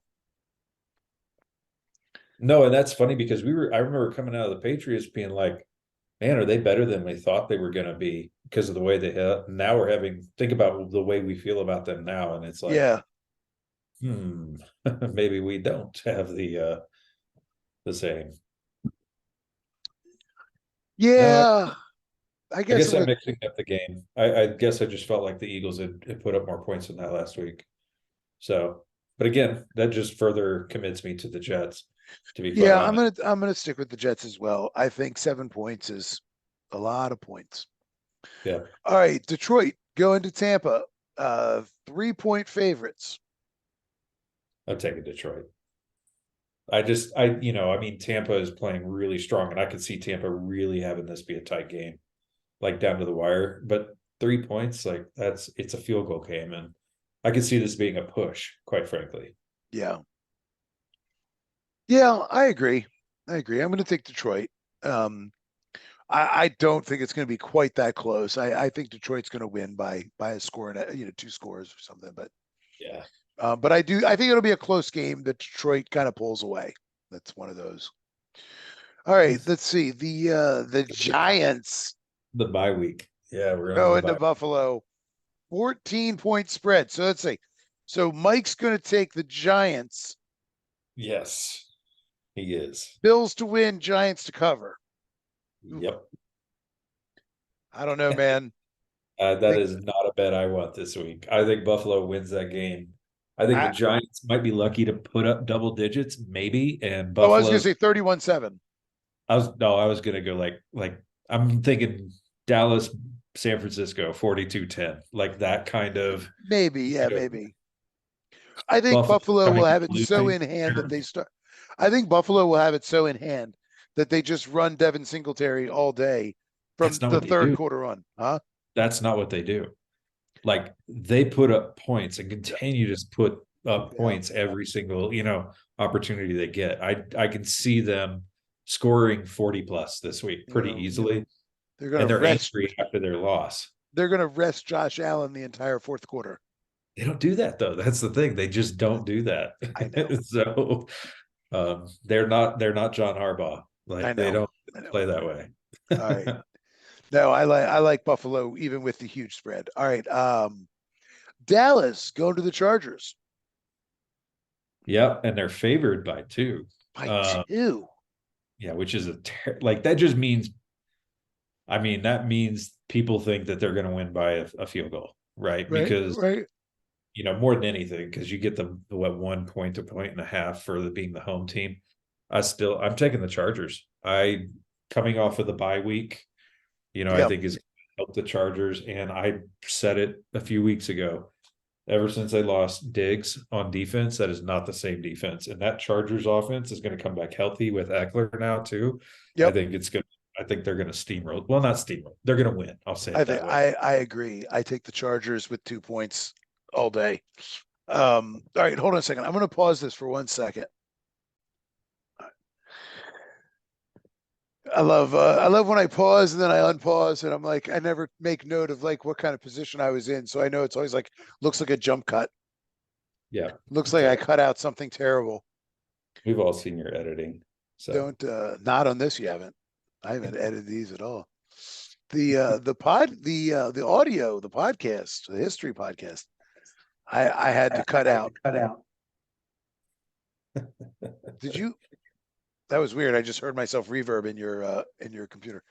I had to cut out all kinds of stuff because well, I don't want to say. I don't want to say that one of the people involved would occasionally say stuff that like I would prefer to protect him from public scrutiny for some of the yes. things that were said. Good Lord. Some of them I'd like to save and use for fun, but man, whew, occasionally there's a thing and look, just to be clear, I'm not talking about I'm not saying that he would drop any sort of colorful language that all decent people would disapprove of. I'm saying that he would express ideas that he thought were innocent, Right. but we're very much not. And Yeah. and then I would say, you understand that what you're advocating is this horrible thing, and he would not grasp that that was what I was suggesting. So it's like, I've you know heard what? it. I need to just cut. It's best to just cut this out Yeah. because what's not fair is I know that your intent is Yes. not to cause harm. And Mhm. I've tried to explain to you that the thing you're saying causes harm, but you cannot grasp or refuse to grasp that, whatever the case may be. And so it's not fair to subject you to potential public scrutiny For sure. for something where I know that your intent is relatively benign. Yes. it's It's narrow. It's it narrowly focused, is what it is. Not seeing the whole picture, only seeing the part that he wants. it's why the misogyny rundown works and that he's fine with it because because he genuinely believes when you say that's misogynistic, he genuinely believes that the response, I love all the beautiful women, is an acceptable response to being called a misogynist and does not understand why it's not. Like, does not get it at all, which is very funny. Like, every time it's like, I don't understand. I don't hate women. I love women. I love women. And you're like, yeah, as an object, what? Right. It's funny. Absolutely kills me. I mean, the same guy who's like, affirmative action is bad because it's bad for minorities. Like, what? Like, that doesn't make sense. Like, what do you mean? That makes Yeah, no sense. he actually made that statement today, which I is, I know. I'm like, I felt like a Princess Bride, like this word you keep saying, I do not think it means what you think it It does means. not mean It's what you think it means. like, Well, okay, not to go too deep into this, but the funny thing is with I swear with him is like, because he is a good and decent person who has some bad ideas that are just rooted in not thinking through the position. You know what I mean? They're just rooted in, not really thinking out the conclusion. And when you present that conclusion, he's like, "No, that's not what I'm saying." You're like like, giving gambling tips to Gamblers Anonymous. Like, "Right, right, right." Like, "Hey, look, I figured out a solution for them," and it's like, "Oh my god!" Like, no, it's just it's so. I but like I remember at one point I said something like, "Okay, so the Civil War ends, and you're like, okay, slavery is no longer going to be part of this country. Is that all you have to do? Is that it? You're just like, okay, it's done. Like, how do you have to you have to grapple with the injustice that's been done. You have to take active steps towards balancing the old power relationships into something new. You have to do something mm-hmm. to change that system into a new system. It's not enough to just be like, okay, it's done. It's Mm-hmm. over. Like, that doesn't put people on even footing. Like, it's, you know what I mean? It's like, okay, there's no more slavery. I understand that all of the slave owners still own all the land, have all the political power, have all the money, have all the structural power, have an entire society built around making their lives easier. But we freed the slaves. Isn't that enough? Right. It's like, That's literally what Malcolm X was fighting for. Like it's part of his actual speeches. Like he covered right, that. So it's right. I mean, we as a country, we failed in that regard. There was a moment, there was a brief moment where, I mean, where Ulysses S. Grant, I mean, Andrew Johnson was probably still the worst president the United States has ever seen because he was like, uh, didn't really, well, he was like a virulent racist who didn't see African Americans as equal in any way, shape, or form. But he hated rich plantation owners. So basically, his whole post Civil War plan was, well, if former Confederates will come to me personally and apologize, essentially grovel at my feet personally, I'll forgive them and they can go back to like go back to their business. And like that was essentially his plan. And it was like, wait, what? Like, no, I mean, we failed in that. It should have been, hey, you fought a war against the United States. Sorry, you chose to fight a war against the United States. All of you in political power, you are stripped of any political power. You're stripped of your land. You're stripped of all of it. Like, we're not going to like put you in prison and starve you to death, but you are no longer allowed to have any land power, any any capital power, any political power forever. You have proven yourself unworthy of any of those things. And we failed at them when we didn't do that. That land it should have been like, hey, all the people who've actually worked to make all the money, they get the land now. That's how it goes. That's the new rule. Sorry, good luck in the new system. former plantation owners. We wish you well. You've had tons of money. I hope you squirreled some away because like this is the new system. Mhm. But that's not what happened. It was, very quickly scuttled. Didn't help that Ulysses S. Grant was in many ways a well-meaning kind of president, but also a bit of a political novice. So he brought in a bunch of his like turns out very corrupt friends and family who like were constantly involved in scandals like under his nose that he didn't really benefit from. So like like you can actually look and be like, man, like lots of people got rich under Grant, but Grant wasn't one of them. Like people were scamming left and right in his administration, but he was never really a part of it. Like he didn't even know because he was just a politically naive. But he also had just won the war and understood. No, we need to like. I mean, he created like civil like he created these civil rights acts that then got scuttled, but like that really could have put the country on a better path much 100 years earlier. Sure. Anyway, sorry, but again, I talked to a guy like Mike, and he's like, "Huh? I don't understand. Isn't that like why would you do it? That's like favoring former slaves. I don't understand." It's like, well, because you can't like you have to change the whole system, which means It like you doesn't have to start over. actively do stuff. It didn't just start over. Like everybody did go reset and now let's move forward. Right. Like And if you never fix it, the problems will always be there. sure. Anyway, Agreed. but affirmative action was bad for minorities. I want to hear his explanation for that.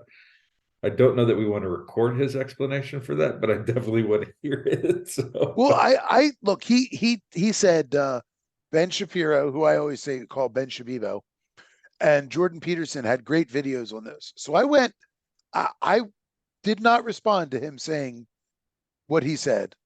I went and I watched as much of Ben Shapiro as I can. I can't stand to watch him. He's so stupid. I can't even stand to watch him because he's just like, I agree with your perspective no, more. he's dumb. No, he's genuinely dumb. Like this is the facts over feelings guy, but everything he says is all. If you break down what he talks about, he's constantly expressing only his feelings on issues, stuff he doesn't like. Um, they trump facts all the time, and the sources he cites, if you actually follow up on his sources, more often than not, do not say what he says they do, or the sources themselves are extremely suspect. They're like, oh, who funded this? Oh, okay, well, it's an oil company, and that's why this particular you know source says that I don't know CO2 emissions are going to make the planet much nicer or whatever. And you're like, oh, it's really they're either not good sources or the source like he'll pull a quote out of a source, but like the thing that he'll argue from that source, oftentimes you'll find like in the source itself will say like, do not read this in such a way as to think that we're saying X, Y, and Z. And you're like, X, Y, and Z is exactly what Shapiro just argued from that source. Do you know what I mean? Like that happens all the time. I got tired of I looked at a few of his things for a while because Mike would send me stuff, and I'm just like, this guy is so fucking stupid. Just no critical thinking, just stupid. Not because he disagrees with my perspective. He's stupid. Or he's a grifter. I'm not sure which. Like it's one of those two. He's either a dumb guy who doesn't realize that he's grifting. He's probably just a grifter. Um, that he knows he can manipulate his audience because none of them are ever gonna check his sources. And he's That's true. saying things that they already believe. I was gonna say that's true of most of those shows, though. They're all kind of Yeah. the same. But I did actually watch the Jordan Peterson lecture because I do actually I find Peterson to be entertaining occasionally. But again, I feel like he's a perfect like a dumb guy's idea of what a smart guy sounds like.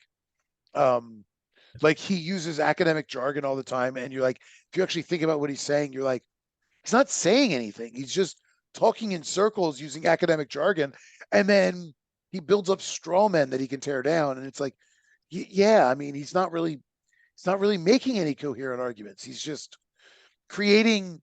imaginary foes that he can break down and creating straw man arguments that he can then like easily dispose of. And you're like, well, anybody can do that from any perspective.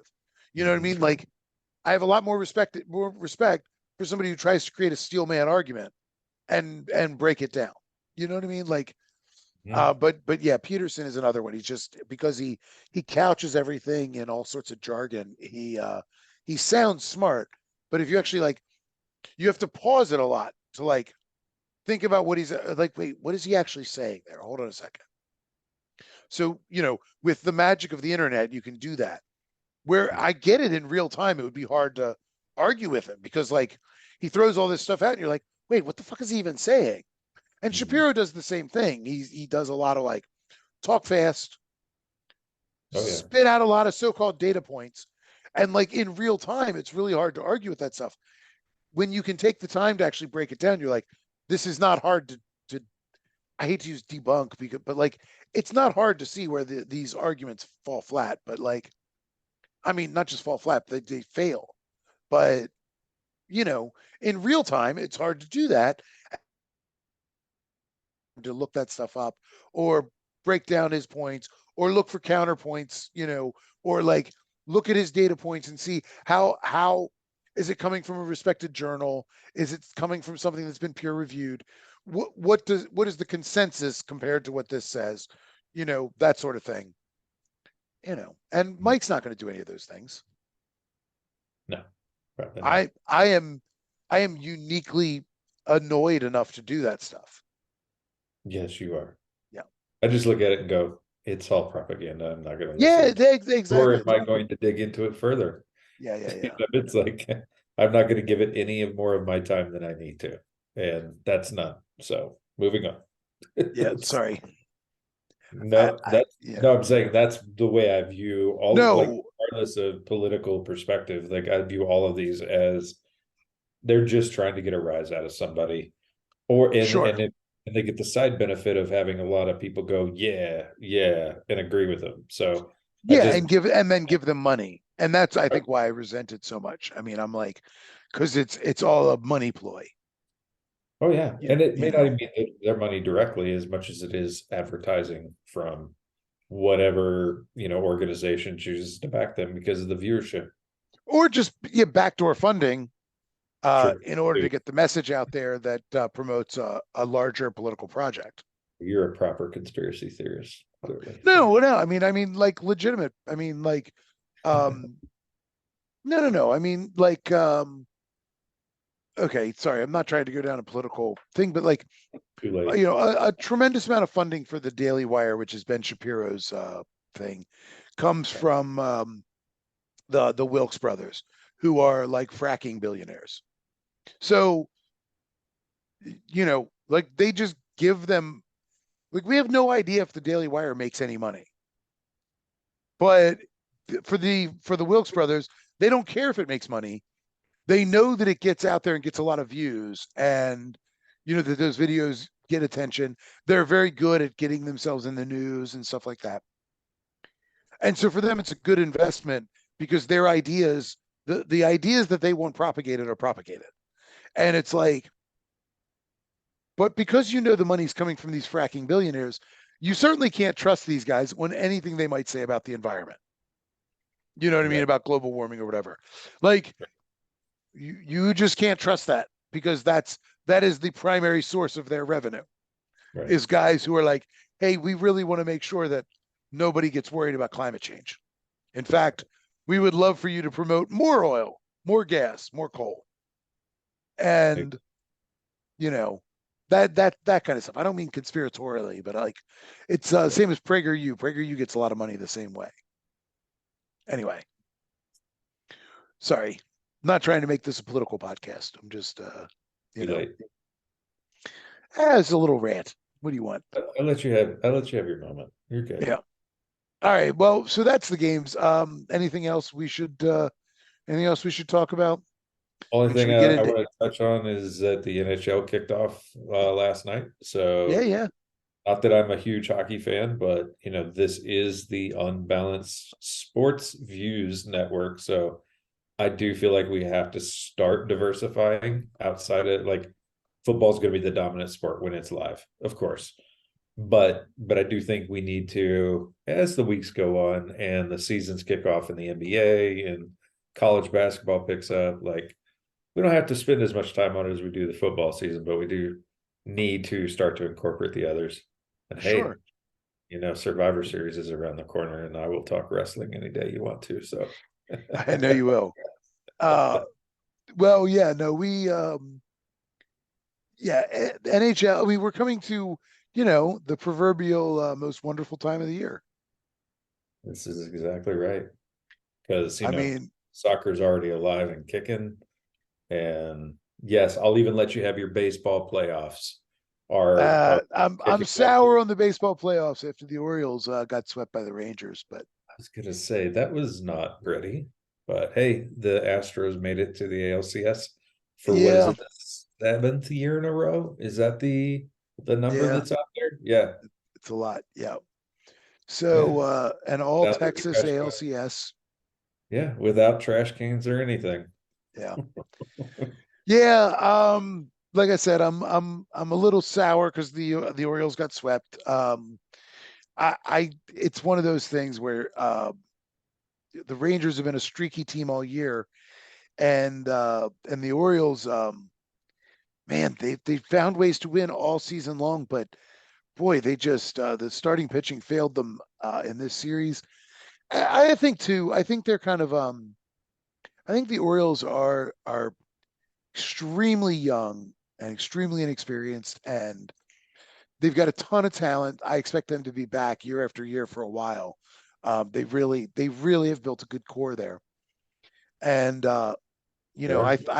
I'm hoping that they'll learn from this experience, and next year, they figure it out. I still think they need an ace starting pitcher is the one thing they're missing, but I can see that. Yeah.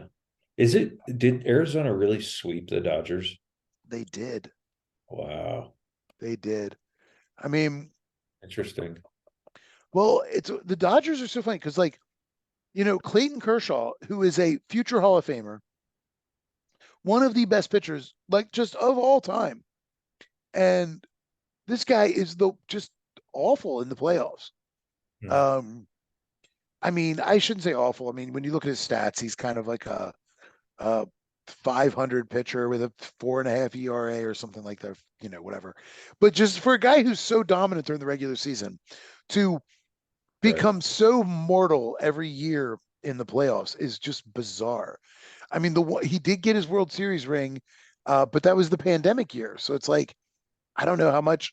I mean, I don't want to take that away. I'm not going to take that away, but like, how much does that count relative to other seasons? Like, it's a weird year, much shortened season, all that stuff.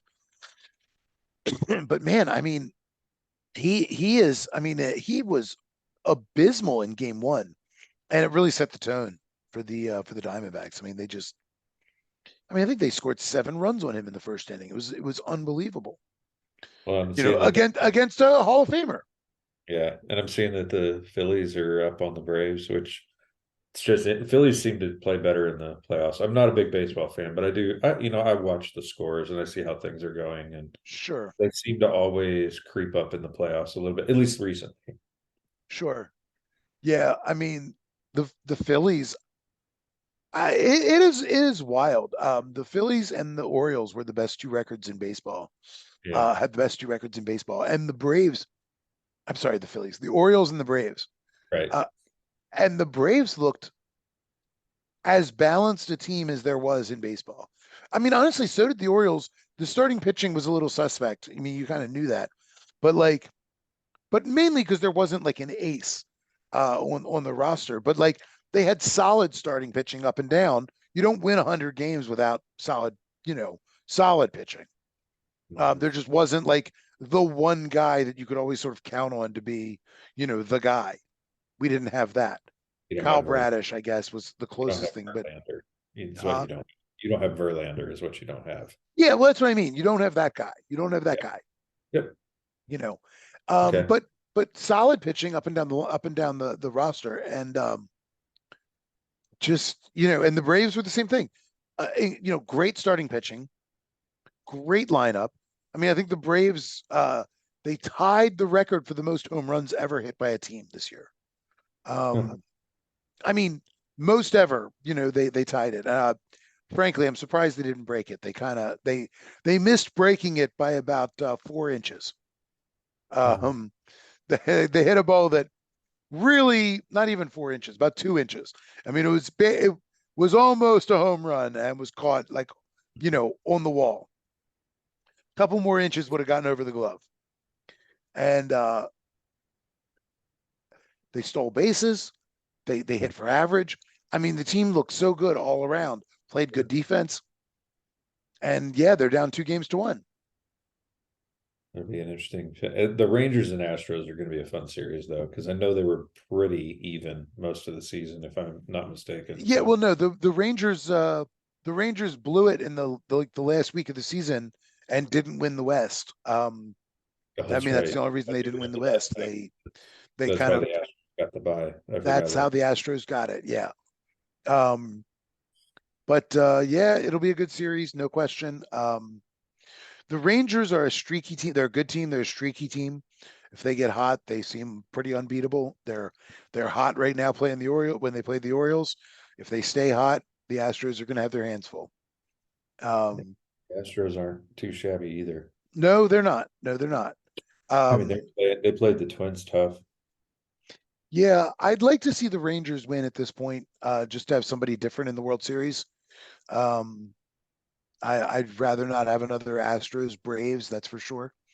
Um, Diamondbacks and Phillies, and then honestly, either one of those two teams against the Rangers would make me happy because it Mm. would at least be something completely different. It's You because you're know. not a fan of any of those teams. Well, yeah, exactly. That's exactly right. I'm not a fan of any of those teams. So, you know, the Phillies, I mean, and again, my in-laws would kill me for saying this, but Diamondbacks or Phillies and the Rangers, like if any combination of those three teams would be nice. Just Yeah. it's always fun when you have new teams, And I'm not a you know? big baseball fan, but if I'm cheering for a team, it's the Astros. It's just because I grew up in Houston. So Sure, sure, sure. Makes sense. watching them and the Cubs, those are the two teams I followed the most. Okay. But Yeah, I I mean, gave you your baseball talk. Are you happy? yeah, thanks. Thanks.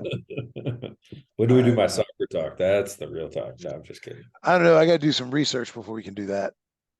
No, and that's fine. Like I'm used to most people not really following the Premier League that much. So I've got my buddies on the side that I text with and stuff. We have the conversation, and so I get my fix. I watched the World Cup. That is about the extent of what I do. Yeah, I mean, no, World Cup's a blast. I'll definitely be going to some games when they come this yeah, next time. yeah. No, I mean, I do. The World Cup's great. It really is an extraordinary sporting event just across the board. I mean, the layout, the fact that it lasts so long as essentially a championship tournament is pretty great. I mean, it's phenomenal. Not Uh, this one that's coming, but the next one, it's going to be really interesting because the one that's coming, it's North America, so it's Mexico, Canada, and Right. US. The one after, I don't remember which countries exactly are involved, but like they're having some games in South America, Okay. some in Europe, and I think some in Africa. Like it's a really weird, Oh, which that's crazy. I'm I really don't love that. No, but that's a little uh, crazy. but I remembered reading something about that. I'll have to look it up and get you the story on it. It's like I'm like, why are they pairing those countries together? Yeah, It's not yeah, that's weird. not even like geographically grouped. You could do South America and Africa because Brazil and West Africa are so close, True. relatively speaking. I mean, you could do that if you sort of played to the eastern portion of. I mean, it would basically have to be just mostly Brazil. Um, but you could probably do, go as far in as like Venezuela, maybe, I guess. And if you did West Africa as well, that would be a somewhat logical pairing because it's closer, than say, New York and England or whatever. But yeah, I don't know. Yeah, It and seems crazy. maybe it's something that got changed out because I just looked up and it's the countries they're hosting makes sense because it's Spain, Portugal, and Morocco. Like those three are all Oh right yeah, next. that makes sense. But I thought I saw something about some of the group stage games being in Okay. another like in South America. Okay. I Who don't know. knows? There could be mistaken too. Well, Garrick, I think it's 1:37 my time. I was right. What's that? Uruguay, Paraguay, Chile, and Argentina are trying to host part of it, but I don't know if it's come to fruition or not. But anyway, Gotcha. That is a weird combination, but I guess they're all former Spanish colonies. I don't know. It's weird. yeah, I'll find more detail on it for you. But yes, it's Yeah. late. It's time to go. Yeah, it's late. I got to get up early because I've got a kid to get off to school, and I'm flying solo this whole week. Um, so I can't pass it off to anyone else. So Where's well, I'll let you stop recording. she's in Georgia. Her mom had surgery. She's there helping. Oh, right. Okay. So she's Yep. still there. Got it. Yeah, Okay. she's coming back Friday or Saturday. Cool. So yeah, so I'm flying solo, and I haven't had a decent meal in 5 days because I'm just feeding an 8-year-old. So it's like pizza, sure. Mac and cheese. Fish fingers, sure. Why not? Oops. Tacos, absolutely. Please tell me you're making the fish fingers. Nope, nope. That's terrible. Yeah, I mean, it's kid fun food, man. Great. Trust the Gorton fisherman. Um, No. yeah, no, I actually, oh, sorry, on a side note, the breaded cod fillets from Sam's Club actually pretty good. Like actually pretty decent. Like tastes like actual fish. Like actually like you know what I mean? Like have the proper texture, seem like actual fish. Don't feel nearly as processed as most of the fish, stick kind of stuff that you get. So yeah, for whatever it's worth, they're actually not bad. I'm just gonna throw that out there. Yeah, So I'll trust you. yeah, don't. I mean, believe me, I'd rather make them myself, but that's all right.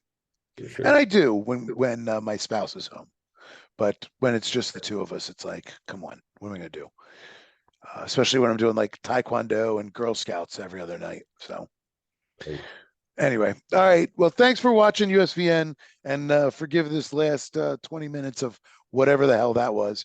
Um, Hopefully join us next week where we might be a trio again. If we're lucky, we can even get a nice misogyny rundown. I'm sure we can figure something out. Yes. So anyway, all right. Join us next week where we make fun of Mike for losing more money again. All right.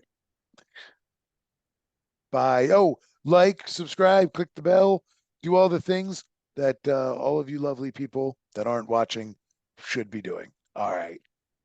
Goodbye.